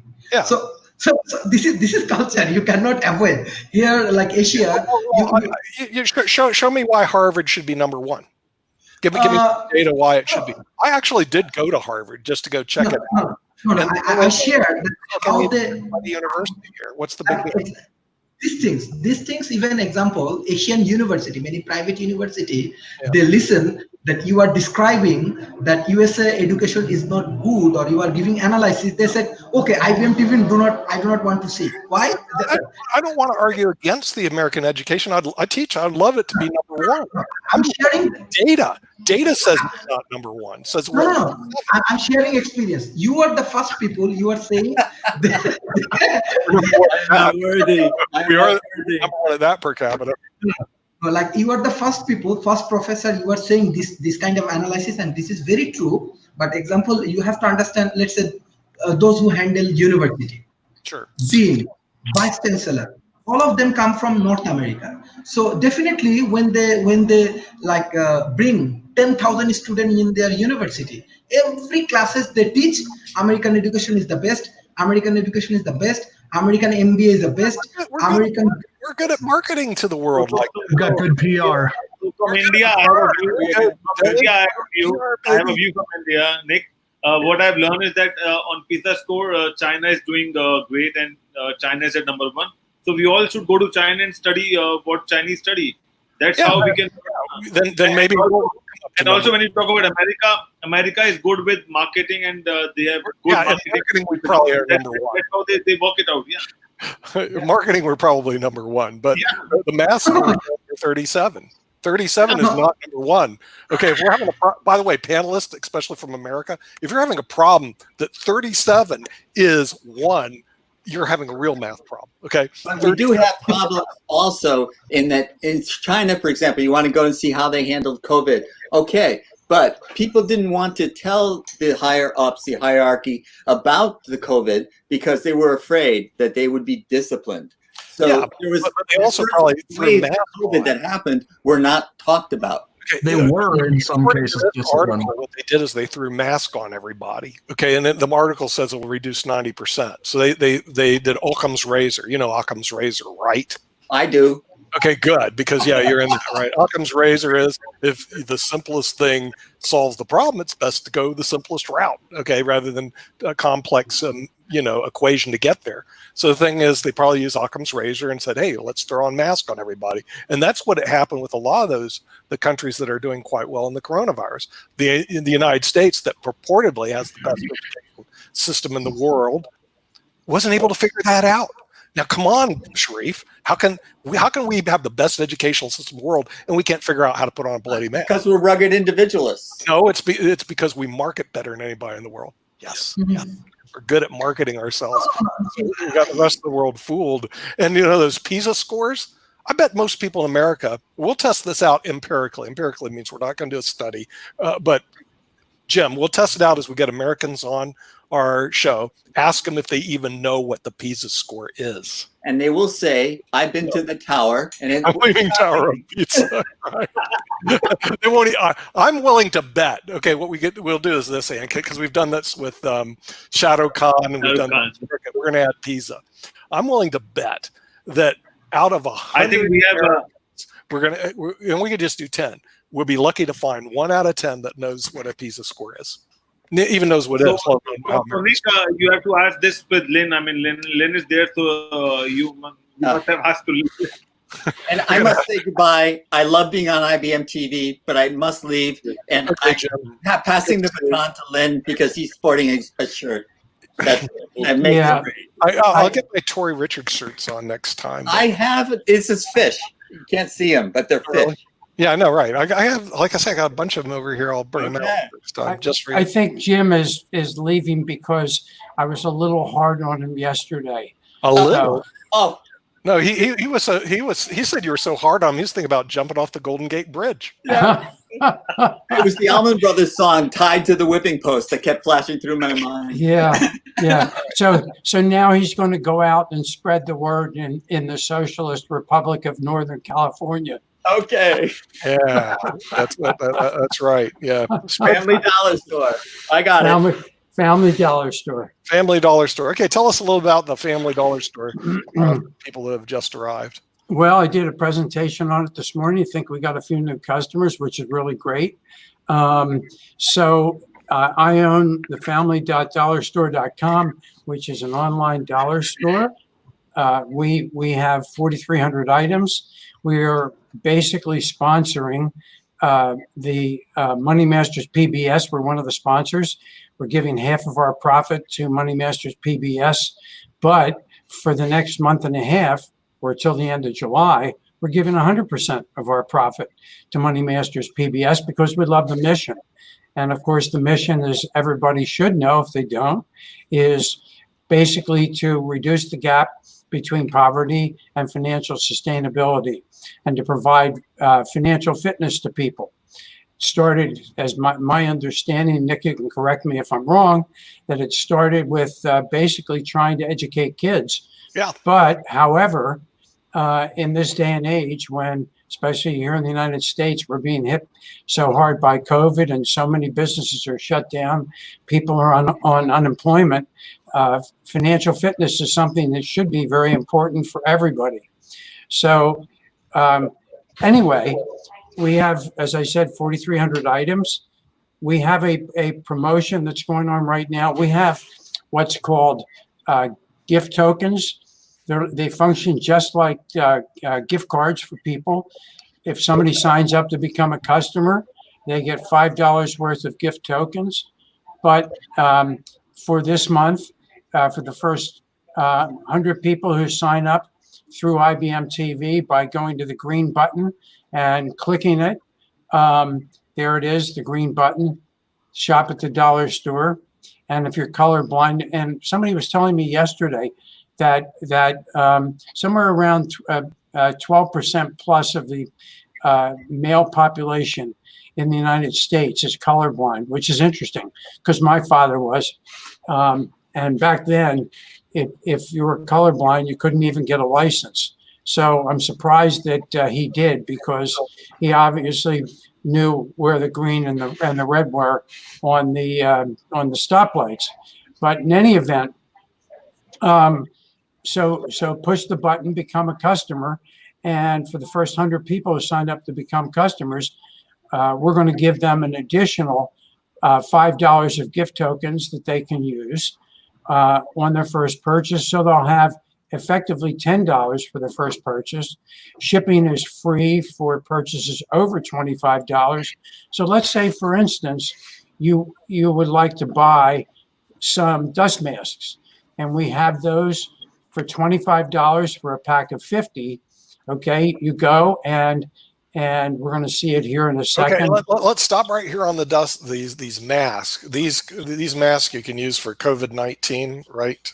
Lynn? Exactly. Right. Okay, and it's mandated starting today in the state of North Carolina, but I think we're going to see more that states mandate. And of course, there's studies that have been done, because we were hammering mask before you got on. Mask, according to these 34 studies, reduced the coronavirus 90%. Wow. Like it's absolutely huge. And for those who want to look at some of the studies, go to ssrn.com. That's Social Science Research Network, largest depository of academic journals in the world. And this is a 90% reduction is absolutely huge.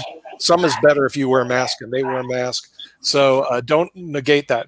But you'll help out IBM TV by buying the masks through the dollar store, but also you help yourself because they don't charge an arm and a leg at the dollar store. So anyway, that's what I think about the mask. You guys should really you gotta buy masks. It's going to be mandated by law. I think it's going to be in all 50 states once we figure this out. Yeah, once we figure it out. So there are the masks, $25 for 50 of them. And we have different kinds of surgical masks. You can see another one that's a surgical face mask. And that one's $3. We have lots of products. If Kimberly were here today, we'd show the, and I'm sure Ankit can find them, the Minion napkins, which she loves. But also, the fact is, we have some products, and since we have all men here, and I think I saw that Mark Lee came on. All of us, we don't care about the lines on our face, but ladies do. They want to be wrinkle-free on their face. So we have one product that we sell. We sell it for $4.99. Oh, Mark is showing his Minion napkins. Look at that. So thank you, Mark.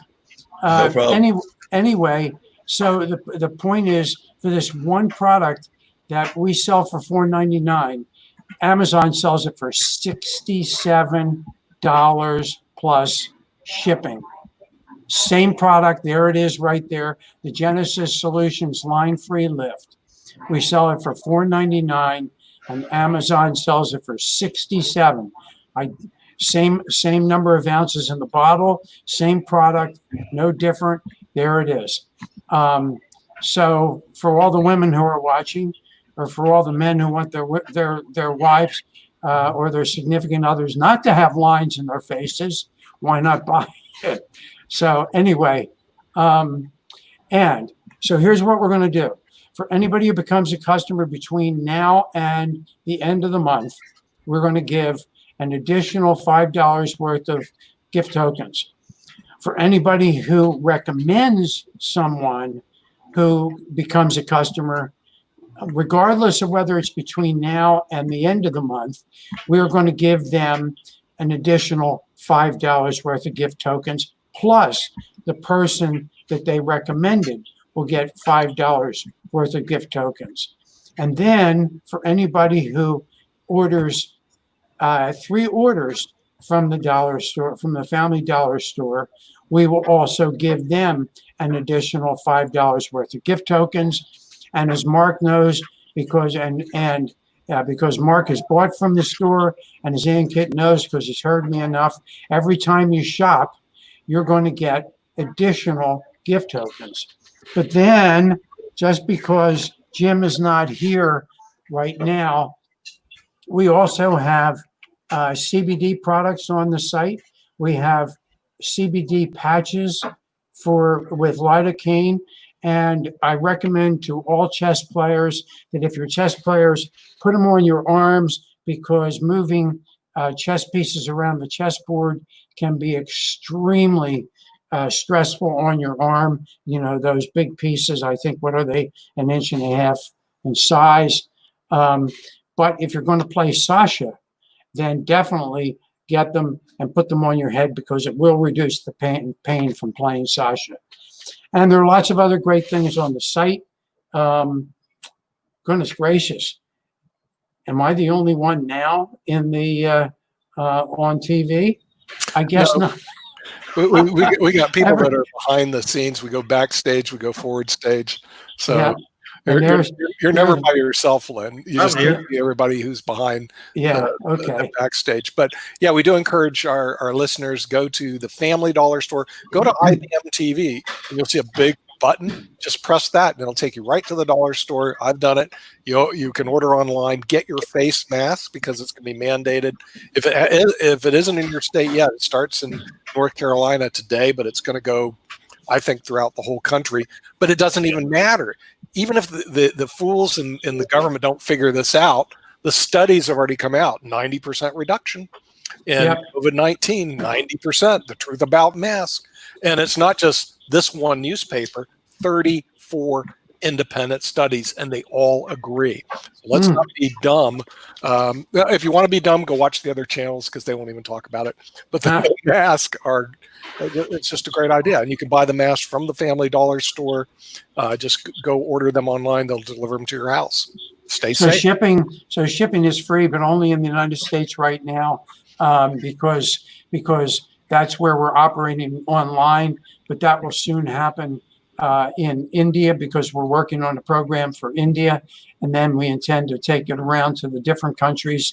I think today, other than Ankit, we're all here from the United States. Dylan, I presume, is here. You live in the U.S., but oftentimes we come on. And Willie is on from Melbourne, and Willie wants an online dollar store in Melbourne, or we have Alexandra May in South Africa, and she wants an online dollar store in South Africa. Although when she comes to Nashville, I presume what she's going to do is order some stuff and have it shipped to her friends that she stays with in Nashville. Ankit can still get gift tokens that he can give to his sister who lives in King of Prussia, Pennsylvania. So to get her to shop online, and I'm sure Ankit knows a lot of other people here in the United States, so he can recommend that they get on. And remember, this is a win-win-win-win-win. So I don't know whether I got all the numbers correct, but win number one, you don't have to go out of your house because they deliver right to your house. But as Mark and Ankit know, Dylan, I live in a town where we don't have mail delivery, so I have to go to the post office, which I've forgotten to do the last 3 days. So I guess I will do it this afternoon. Number two, you don't have to go out and shop because time is money, so you don't have to drive. You save the time and you use it to do something else productive, but also you don't spend the money on gas. Number three, you don't expose yourself to the COVID virus because you are at home. Number four, basically, we have products that are a lot cheaper than you're going to buy in the stores. So why not save money, which is all part of financial fitness? And then number five, most importantly, you're supporting the mission of Money Masters, which is the producer of IBM.TV. So why not support the mission and support reducing the gap between financial poverty and financial fitness? And I think I covered it all. So Mark, how are you today? I'm doing good. How about yourself? Everything's quiet over here. I'm just keeping busy. You can hear the washing machines in the background, so you know it's COVID time. So got to do something. So I got the washing machine running. You got to clean off that COVID-19. You know, yeah, if you can find out where that is. Well, the thing is, I think the masks are something very important, and you can buy that from the Family Dollar store. It'll be mandated, and what's this are going to do? Room sanitizer spray. Can you buy that at the Family Dollar store too, Len? Sanitizers. We have. Well, we don't. We used to have them. We don't. We're out because I went to the food store the other day, and since we don't have the one on the dollar store right at the moment, we were looking around. The shelves are still empty. Got plenty of toilet paper now in the food stores, and we also have them on our website. But unfortunately, we don't have the hand sanitizers at the moment. Yeah. But there are other things you can use. It was interesting. So my wife had a virtual appointment with a good friend of ours who's the head of cardiology at the local hospital today. We just feel comfortable at our age having a cardiologist. And I don't have it with me, but my wife wore a mask while she was going through the virtual exam because she's afraid that she might spread the virus over the computer. Although Bob did tell her that was a little ridiculous. But then Bob who is the head cardiologist at the hospital, made the comment that when he has finished his day in his office, he goes home, takes all his clothes off, puts them in the washing machine, just like Mark is doing right now, and gets a shower because of the exposure that he has to all the patients. Right. So it is important when he's doing it, and we've now gone green, so people can start going to the doctor's offices. He's wearing a mask for every exam. I didn't get a chance. I didn't want to interrupt my wife's exam, or I would have told him about the dollar store and the masks. But anyway, I'll send him an email.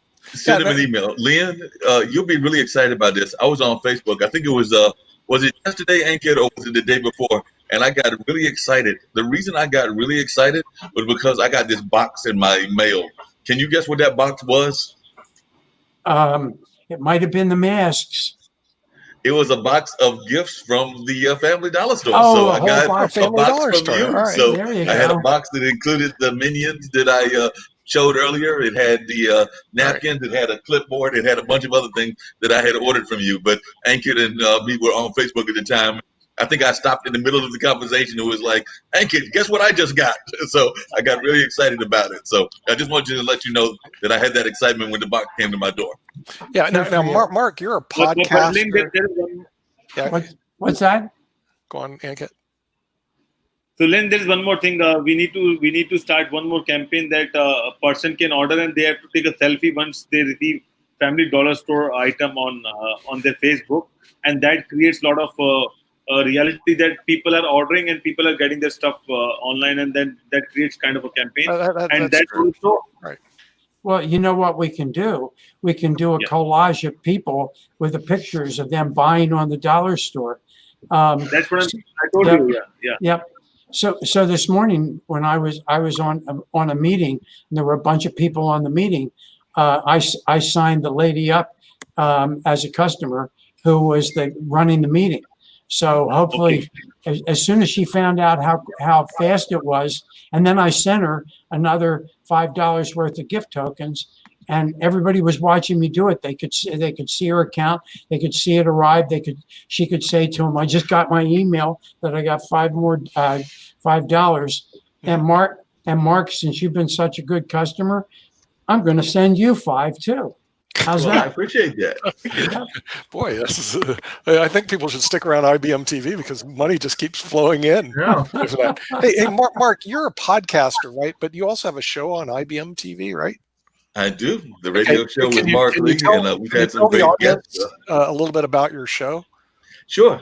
We've had some fantastic shows. As a matter of fact, we just had one this past Monday. It's Monday at 2 o'clock, runs from about 2 to roughly 3:15. And the last one, I had Hadasaya Patterson on. She is a chef here in Durham. So she actually demonstrated her cooking right there on the spot, doing a chef demonstration. And also I had Melinda on, who is a yoga person. So they've had that conversation. And then we've had a host of other guests that have been on talking about various things. We had Rufus Stevens on. I know Jim ordered his book because he is a motivational speaker, and he was one of my guests talking about lessons that he learned from his mom.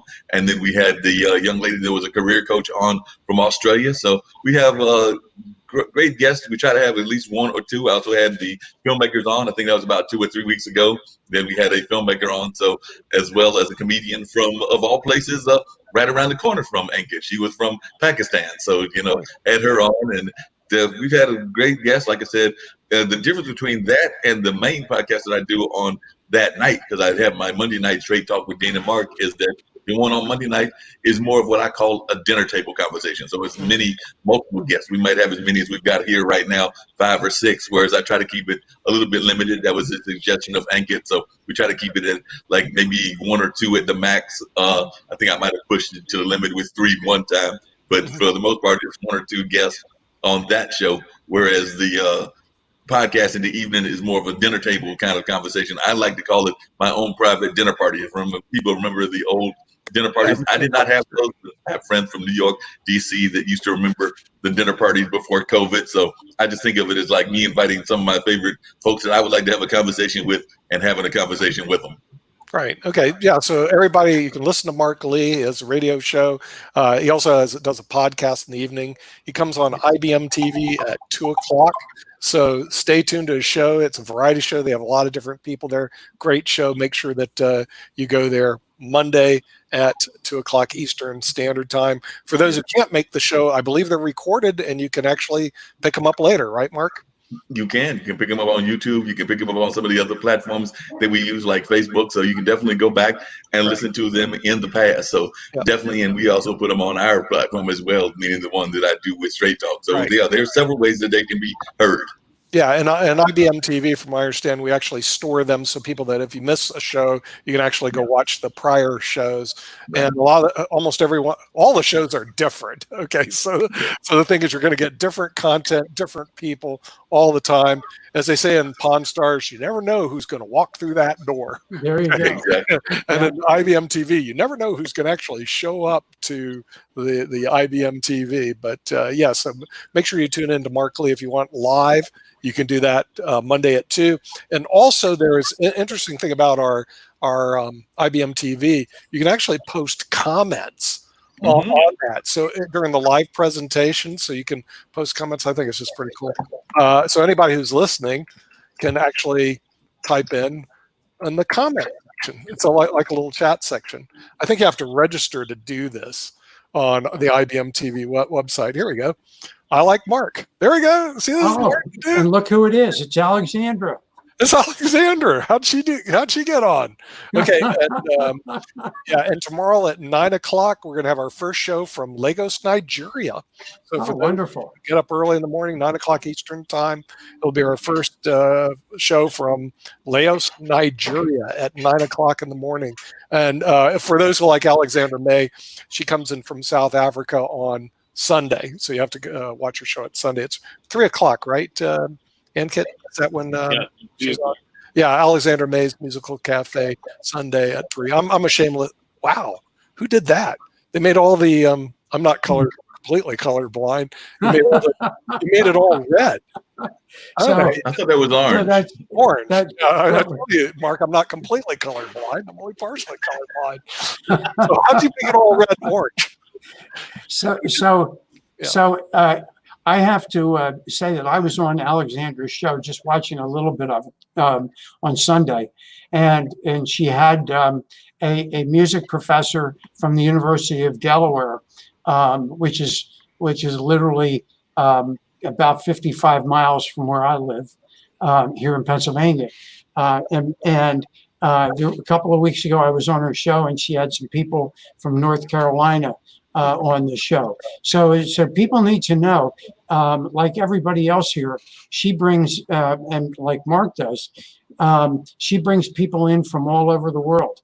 And she usually has 3 or 4 people on her show. It's really a great show. It's a great show, and it's certainly worthy of watching. And Dylan, who's joined us for the viewers who've just joined recently, Dylan has 5 podcasts. I know you said it before, but since some people join us late, Dylan, can you explain to our audience what these 5 podcasts that you do? I think they're fascinating, interesting.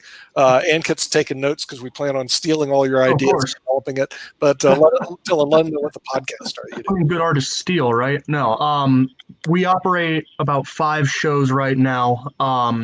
The primary one on the channel is Silicon Angels. It's a science fiction comedy podcast where we explore automation and militarization relationship stuff through the format of fictionalized tech support calls for a company in like a science fiction setting. So it's about robotics and that sort of thing. And that one is dropping on Sundays.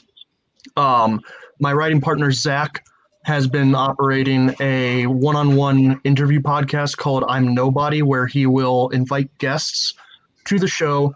They will have 10 interview questions prepped and ask him, and he does not know what they're going to ask. So it's a back and forth where they kind of cover a lot of topics, and he has to think on his feet a lot.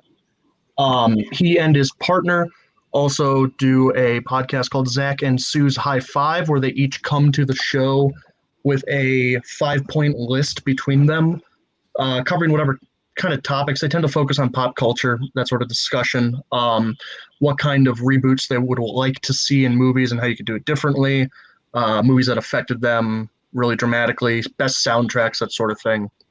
And then coming down the pipeline soon, we have Super Empowered, which is another like long form improv podcast featuring superheroes who are very low on the power level. So people who can like smell the future, people who can predict expiration dates on food, that sort of thing. And they come to self-empowerment through like a group therapy setting. That one's coming out soon. And then we were working on a more heavily scripted audio drama called A Meaner Kind of Magic, about students at a wizard school who accidentally kill the professor and then resurrect him wrong. So they have to kick out a squatter ghost kind of from his body and make sure he gets back to normal before the school year's over. Those are the 5 that we're working on right now. So check those out if you can. Yeah, and I think they're so brilliant. I'd like to get you on Tuesday with our Hollywood producers, because you know, it's funny if you read how these people. I don't know. There's a guy called Harrison Ford. I don't know if you've heard of him. He's a janitor, right? Yeah, no, actually, he's a carpenter. He's a pilot. He's a pilot. Okay, no, he's a pilot now, but there's a very good one. Ford. He was in this thing called Star Wars years ago. Okay, so Harrison Ford was not at all, Dylan. I don't know it either. You know, anyway, he's an American, so I don't watch TV. Okay, you shouldn't. But anyway, he was in this thing called Star Wars and Raiders of the Lost Ark. But here's how he got started. He was a carpenter. He tried acting, but couldn't get a gig because he's horrible. All right. Then a friend recommended, they said, hey, why don't you try out this guy? I think his friend was Francis Ford Coppola or something like that. They said, why don't you try out this guy? He's a carpenter, but go ahead and give him a shot. So he auditioned for the shot, and guess what? They go, he may not be that bad. And they stuck him in Star Wars. And then he goes, the payday was pretty good. Yeah. Star Wars. And apparently he never went back to carpeting, even though that was his profession. He wanted to be a carpenter, and it kind of didn't work out for him. So it'd be really sad, Dylan, because I know you like the grocery business and the retail side. Oh, yeah. It's thrilling. It's thrilling. But it'd be really sad to see you famous someday, and, you know, and you go, well, there was this IBM TV people I walked over or went through on my way up the door. So the thing is, but it happens, you know, it's life in the big city, you know, as they would say. But I did ask Henning Morales, I go, because he lives in LA. I go, dude, why you live in LA when right now movies are produced all over? He goes, highest aggregation of content of what do they call it, talented people. Yeah. Live in Los Angeles. He goes, this way, if I want talent, I can go find them. Yeah. Because they're constantly looking for talent. They're constantly looking for scripts.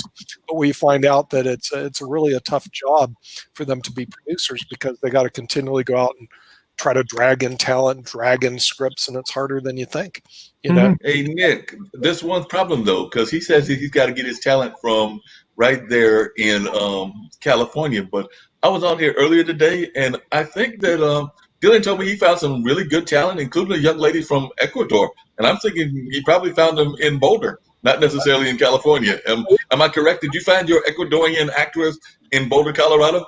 We are entirely local right now as far as production and voice acting team goes. Yeah.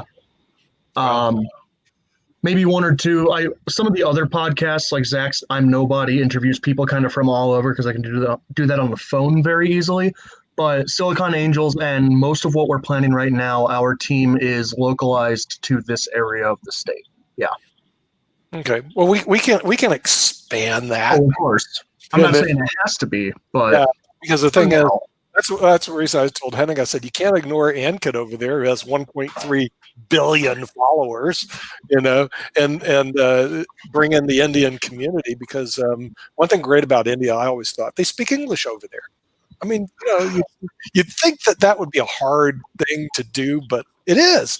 Go to some of these countries like Russia. I know Sasha's hiding behind there. You know, I can bring Russia up to, here we go, add Sasha. Okay, he speaks Russian. Have you ever tried to read Russian? It's Cyrillic. It's seriously, it is a tough He's feat. sitting on chess right now. He's playing chess from past 2.5 hours. I better get rid of him. Okay, he's playing chess. He's concentrating on his chess game.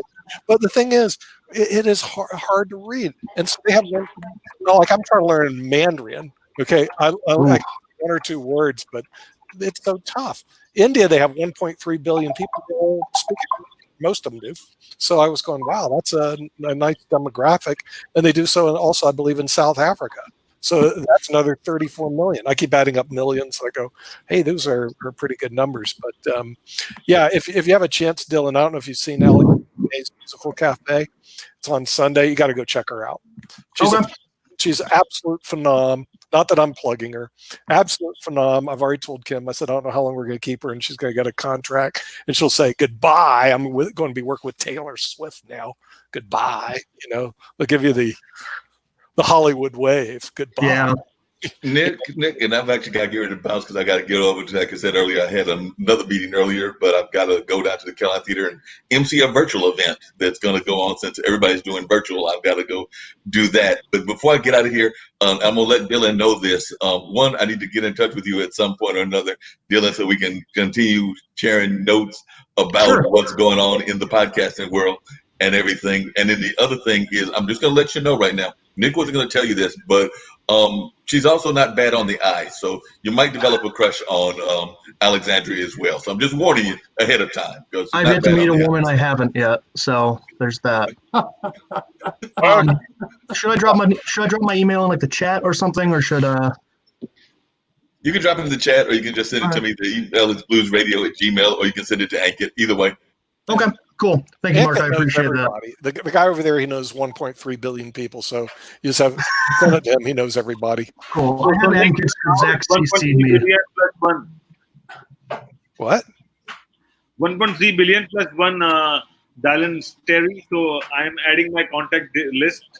Okay. Good. Now it's 1,300,000,001 when he puts your name on the list. I'll take it. Right. Okay. Right.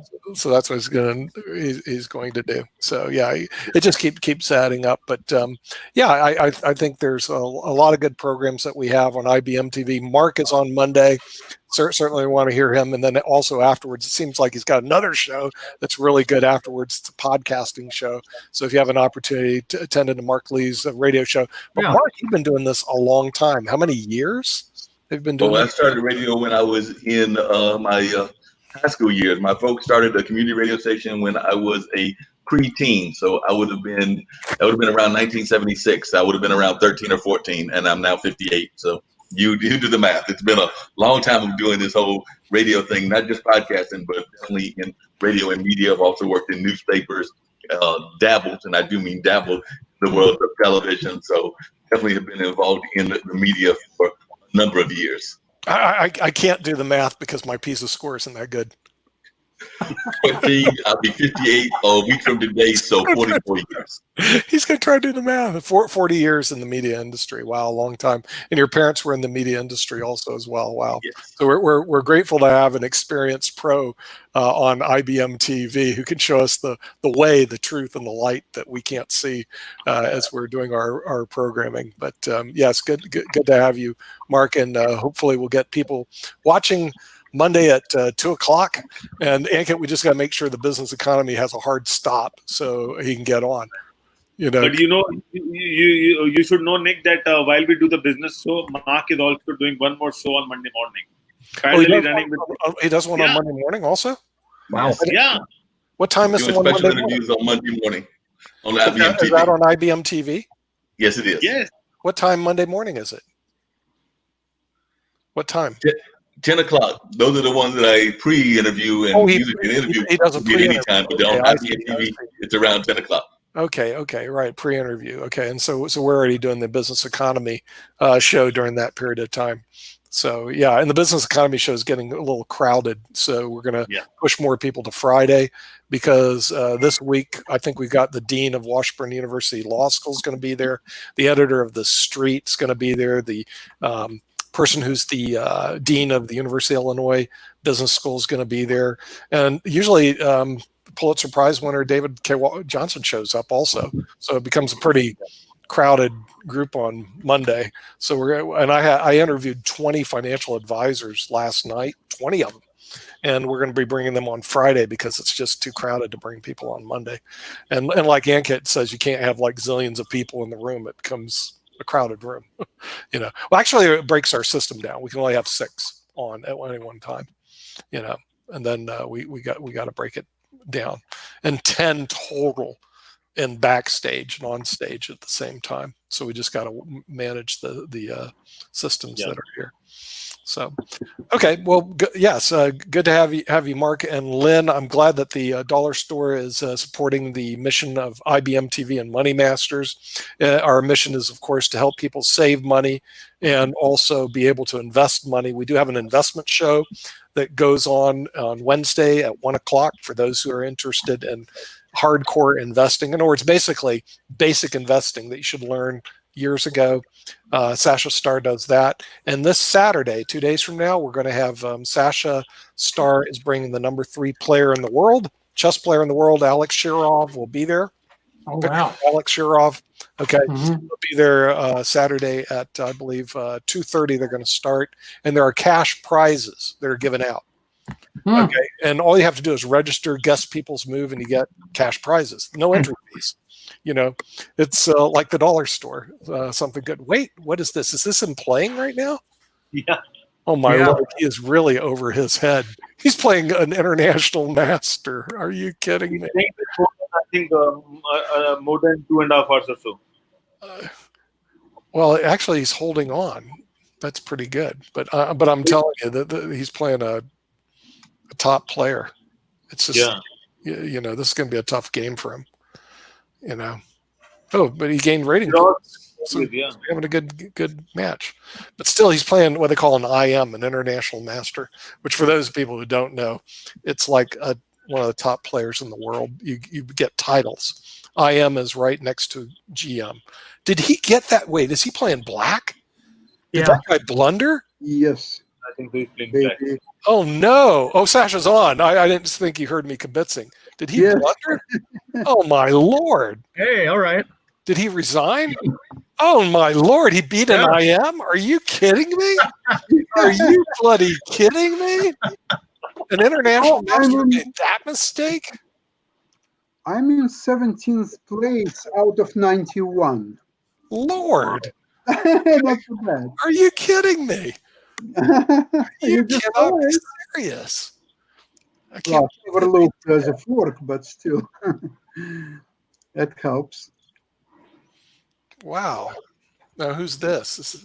This so is there's some poker kid and sort of. She's like playing under Nicks, and I really hate it. Okay, now my game starts. Oh, now you got to play a game. Maybe we should remove him so he could watch.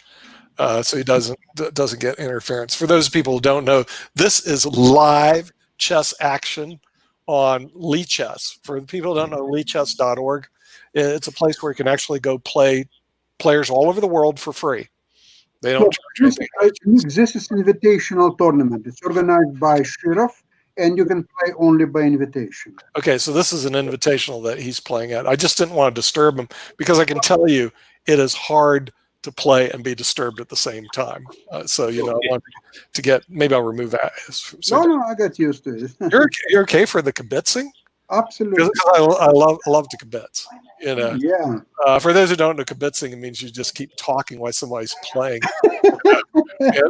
and sometimes the person is going, wish they would shut up. Get the king out of the way, because otherwise there'll be a discovery check. But he doesn't care. That's a possibility. He doesn't care. He doesn't care. He's the Sasha. Just beat an IM. What am I supposed to say? Sasha on a bloody roll.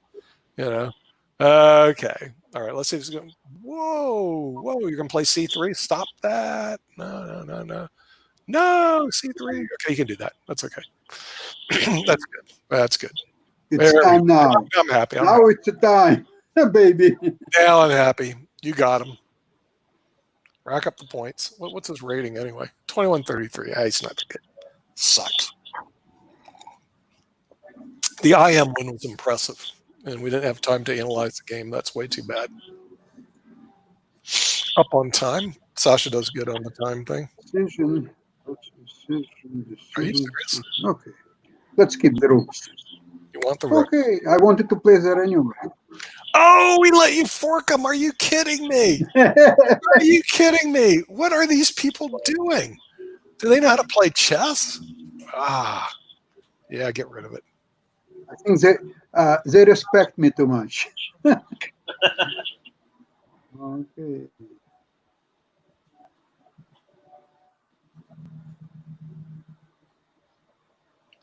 That's a move.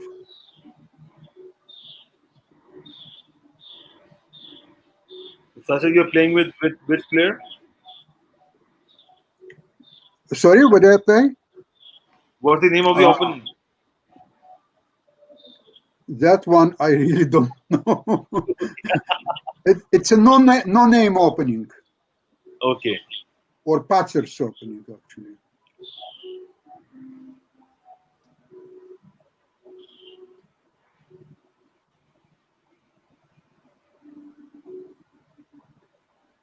So that's how you have to get your moves on Saturday's show with Sasha. And if you get the right move, you'll get a lot of cash prizes during the game. And the game is something similar to what Sasha is playing right now, but it's on the different website, which is called chessstart.com. Really? Is it possible now? I'll play one of the Sasha's. Oh, I see.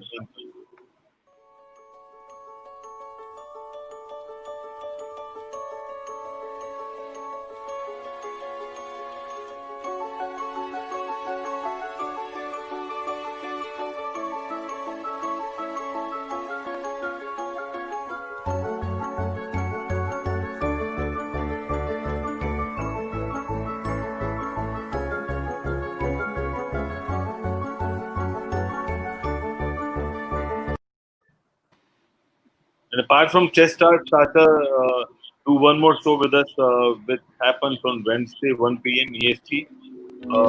Here's the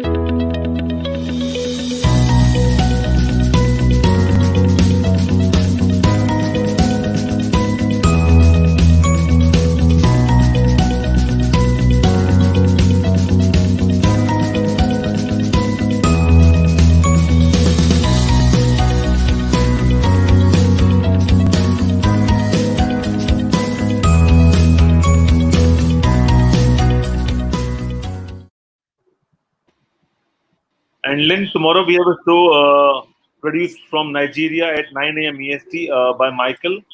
And, By Michael. all about, the show is all about Mind Closet 101, and he will be doing his first show with us on IBM TV tomorrow at 9 a.m. EST, live from Nigeria. And after that show, we have our regular Med Friday with doctors. That show we are doing it since almost 3 months, and we have recorded around 25,000 minutes since 8th of March. And that show is just after Michael's show at 10 a.m. EST. And on Saturday, we also do a lot of shows on Saturdays and Sundays. So one of the shows on Sundays which we do is all about puppet show. So here is the intro. Rosie is my puppet pal. Her hair is straight and yellow. Only Idris and Finkel here, and we both say hello. And then we also do yes. Is that Alexandra's sister? Yeah. She looks like Alexandra. Yeah. They're sisters. I mean, they both are talented. And also after that, we do one show with Grant Admin live from South Africa. Here's this.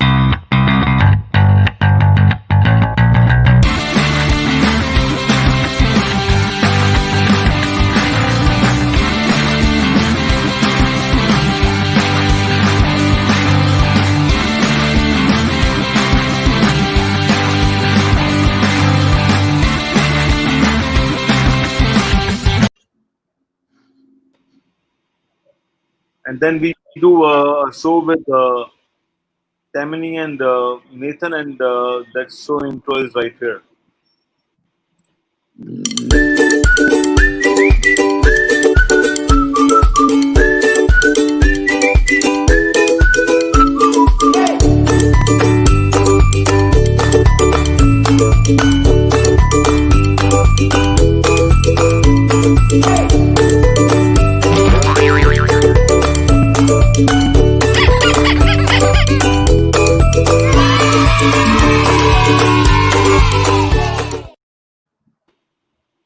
And right after that show, we do one more show with Alexander Starr. And here's the show intro. I ain't no typical girl. I ain't no typical girl. I ain't no typical. I ain't cheerleading while the boys play ball. I ain't no typical girl. No, I wanna be right there in the middle of it all. So that show with guest happened last Sunday, 21st of June, and then this Sunday we are still waiting for the confirmation of the guest. Once we have the confirmation, we'll play the intro. And you can mess with Sasha. Show the intro on his investing show. Do you have that one? I just played it. I just played it. Do you have one on his chess show? I played both the intros. Oh, you played all the intros. Okay, all right. You know, I think the intros were pretty good. Who did the ones out of South Africa? Did Alexander May do it, or did we do it internally? She did it. She did. Yeah, well, she did some good intros. I must admit. Yeah, they have some good talent there. So let's see if he's playing a master now. Are you kidding me? You know, I think he's trying to get lucky. And for those who don't know what he's doing, besides Alexander, who doesn't know what he's doing, for the rest of the people who don't know, he's actually playing. They call this the King's Indian attack, and he's defending it the classical method against the King's Indian attack. Is what he's doing. But Alexander Starr's already had a good tournament. He's already beat an international master, so he should be happy. Then he should go home happy. But now he's confused, which is not good. When you're playing chess, you need to know the move, not be confused what the move is. By the way, that's not a bad move. Okay, what his plan is to attack the B pawn. But see, I would have bishop a6 first, move the bishop out, because otherwise the guy could exchange rooks and you have the ability to get all your queen and rook over. The guy let him get away with murder, though. What's his rating? Only 2244. That's the reason why. You know. See, now he's dominating the file with the queen and the rook on the file. Let me tell you something. The guy should never have allowed him to do that. He should have pushed the rooks over, exchanged rooks, and got rid of all the power on that. They call it the B file. Having the queen and the rook on the B file is not good. Okay, see, I would have done that earlier, but now bishop a6. Now the thing is, what White has to hope for is to sack, and mate, because if he doesn't sack, and mate, he's going to lose. I'm saying White will lose this game. Okay, because there's enough pieces over there for Black to defend. And he doesn't realize his only choice is sack, mate, or he's going to lose this game. Now, one strategy is, of course, to go knight d5, knight takes knight, pawn takes knight, then knight to c5, and then knight takes on d3. And let's see if Sasha's going to pursue with that strategy. He's thinking. Remember, thinking is not good in chess. And, of course, if he had done that, he'd have lost his bishop. So it was a bad move. And if he exchanges bishop, the guy will take with the pawn, and he'll get crucified. So exchanging the bishop, going bishop takes bishop, not good for Black. But he's going to have to eventually solve this, and White's eventually going to have to solve it. So it's still intense. We'll see what he comes up with. See what plan. So then you look at the clock, 2:10 to 2:28. Still, there's plenty of time for both players, and now he's going to attempt to attack. And so I attempt because I'm not really sure what White is going to do here. He has some choices. It's not like it's completely over. No, you can't move that thing. He snaps the pawn, which is what I thought he was going to do. There's a technical problem with this, but let's see if White knows what it is. I still think Black can get out, but there is a technical problem. Let's see if White knows what it is. And the technical problem, he goes rook to basically a8, moves the rook that way, attacks the bishop, and the bishop has a hard time defending itself. Okay, he could then play bishop to knight 5. You know, that might be the only way out. And then the queen has to move, and then black actually would end up winning. But let's see if he goes for that. Okay, that's all fake meatball, but not really. You can't take. Taking is dangerous. Pushing is dangerous. What do you do? What do you do? No, no, Mr. Bill, are you serious? This could be tough. Yeah, I figured he's going to play queen g5, knight g3. Yeah. He's going to push the pawn up. Watch. Yep. Do you want the piece or no? Do you want the piece that bad? I do not know. You're going to need to get that queen back to defend the dark squares. Why would you want to take that? Just move it back. There we go. Yeah, hold on to that, people. Let my pieces go. Yeah. There is another technical problem if he goes knight check and you go bishop takes knight, queen takes. The dark squares are taken. So there, let's see if he goes for that, because that would be a good move for white. There he went for it. Yep, got to get out of the way. He goes knight check again, and he got to go back. Could be a draw, but nope, he's going for more. This is trouble. Nope.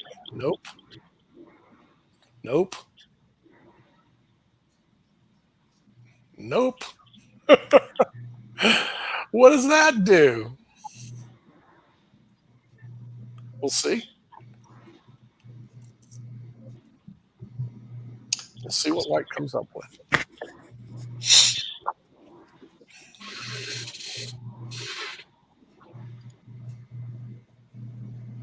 "46 seconds left.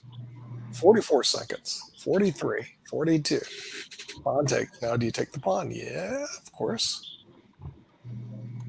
I got a bit of a technical problem. Once it goes queen check, now what do you do? See, that's the problem. And this is one reason you don't like to play the king's. You don't like to play that against the king's Indian attack. Oh my God! Somebody got smashed. Sasha got smashed. Not good. Can't let that. This is why this opening is not solid enough. No, that is not, because you're playing right into what the person who plays the king's Indian attack likes to play, is to play the classic lines against it. Usually the thing you want to do is exchange the pawns and then play e5, and then they're out of the KIA, and they can't do the KIA attack anymore. It's over. So I would go that direction going forward. Here comes Sasha, undeterred. He plays a 2300 play. And here we go. This is called the Grand Prix attack. At least that's what I think he's going to do. Grand Prix attack. Grand Prix attack, right? What's grand about it? Nothing, except he plays d5. No. This is the Sasha variation of the Grand Prix. Now, I wouldn't get so fat. Oh, the guy took it. So I would think about knight d7. Yeah, that can be done, but what does it mean, as they say? What does this mean?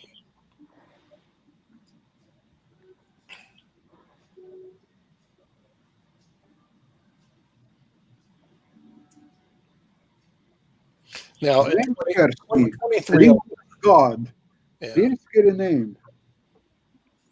Since he's a 2300 player, he should know the next move rather than he's thinking about the next move. Is that the right one? That's good as any. Sure. Why not? Now he leaves. Maybe you should leave. Get your queen away from d5. I mean d4. What? No. Retreat. Queen back. Yeah, there we go. That's just more solid. Just solid. Play solid. There we go. Now you cackle. Now you cackle.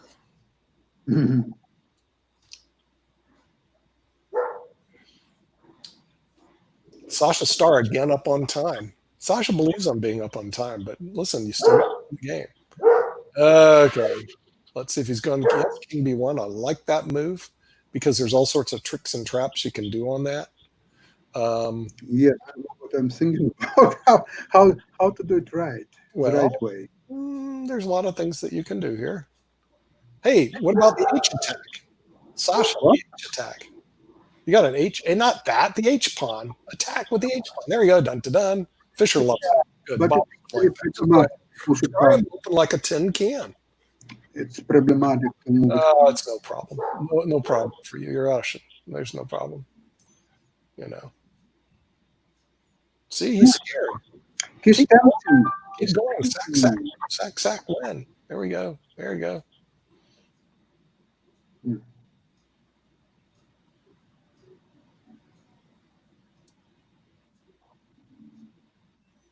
Have to. Yeah, you have to.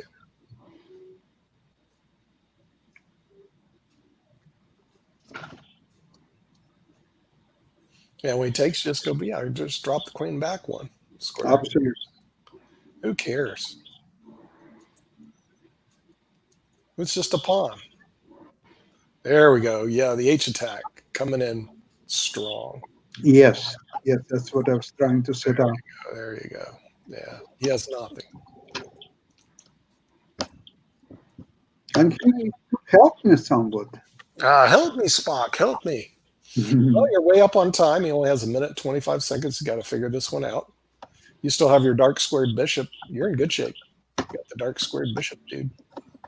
Dark squared bishop can hold all those squares back there. And let's see if we can get him under a minute. If he doesn't have a winning position under a minute, you will sack, and mate this guy. Oh, there's some weird ideas. Bishop b6. He wants to sack first. Uh-huh. Very unfair. And very unpleasant. Very unpleasant. And so, okay, so what it is? So what does it mean? Take the sucker. There we go. What's he going to do? Check you? No. He moves back. Take it. Oh, now he has. Now bring your bishop back. Remember, you got your bishop to defend the dark squares. There we go. Come on back. There we go. Have to. Otherwise, checkmate. Yeah. Now he's going to try to checkmate anyway. Oh no, you're in deep trouble now. Deep trouble now because of the double check. He's got the knight check, and he has the main check. He went down in flames. I wouldn't listen to kibitzers. No, it was not right idea to take the bishop. It was too dangerous. No, it's too dangerous. But if you leave it alone, it's also going to be bad too. Well, the thing is that I didn't see this idea, bishop b2. Yeah, my chick. That's the problem. I should have known better. Yeah.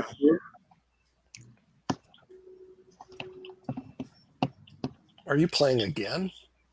All right, let's go. Let's see what you got here, buddy. All right. There we go.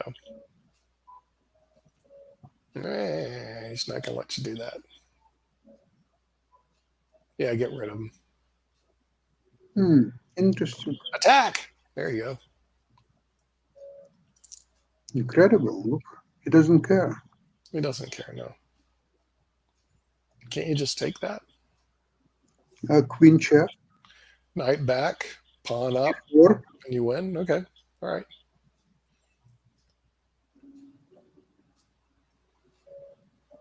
He takes your knight. You take his pawn. And now what? Well.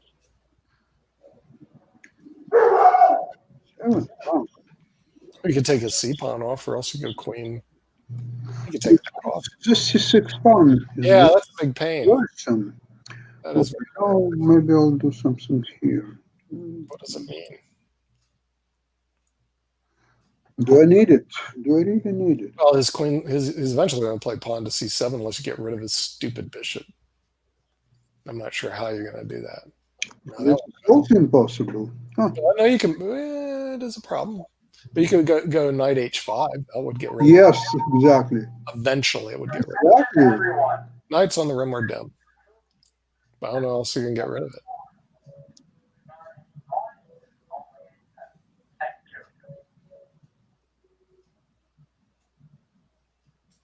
Let's see what his response is to this. Yeah, he has to make some moves here. Well, he's up on time a little bit, but he's got to figure this one out. Oh, the fire alarm. What is this? In fact, what is this? There you go. Oh, Ankit, do we have to go to this other meeting? We're almost Yeah. toward the hour. I'd love to watch the game, but unfortunately, we have to go. But that's a great game. By the way, congratulations, Sasha, for beating the international master in your previous. Thank you. Thank you. Have a good day no matter what. And I think we're going to have to sign off here. And IBM TV has got another. I'd like to thank everyone for joining us today on IBM podcast on Thursday, and do join us tomorrow. And Terry, I would like to have you again with your partner on IBM TV. So maybe whenever you are available, so we can have both of you joining us on IBM TV. Maybe if Tuesday suits you. And before wrap up, thank you, Len. Thank you for supporting us on IBM TV. And before I wrap up, I'll just play a social message. Here we go. Corona virus से कैसे बचेंगे? Okay, hand होकर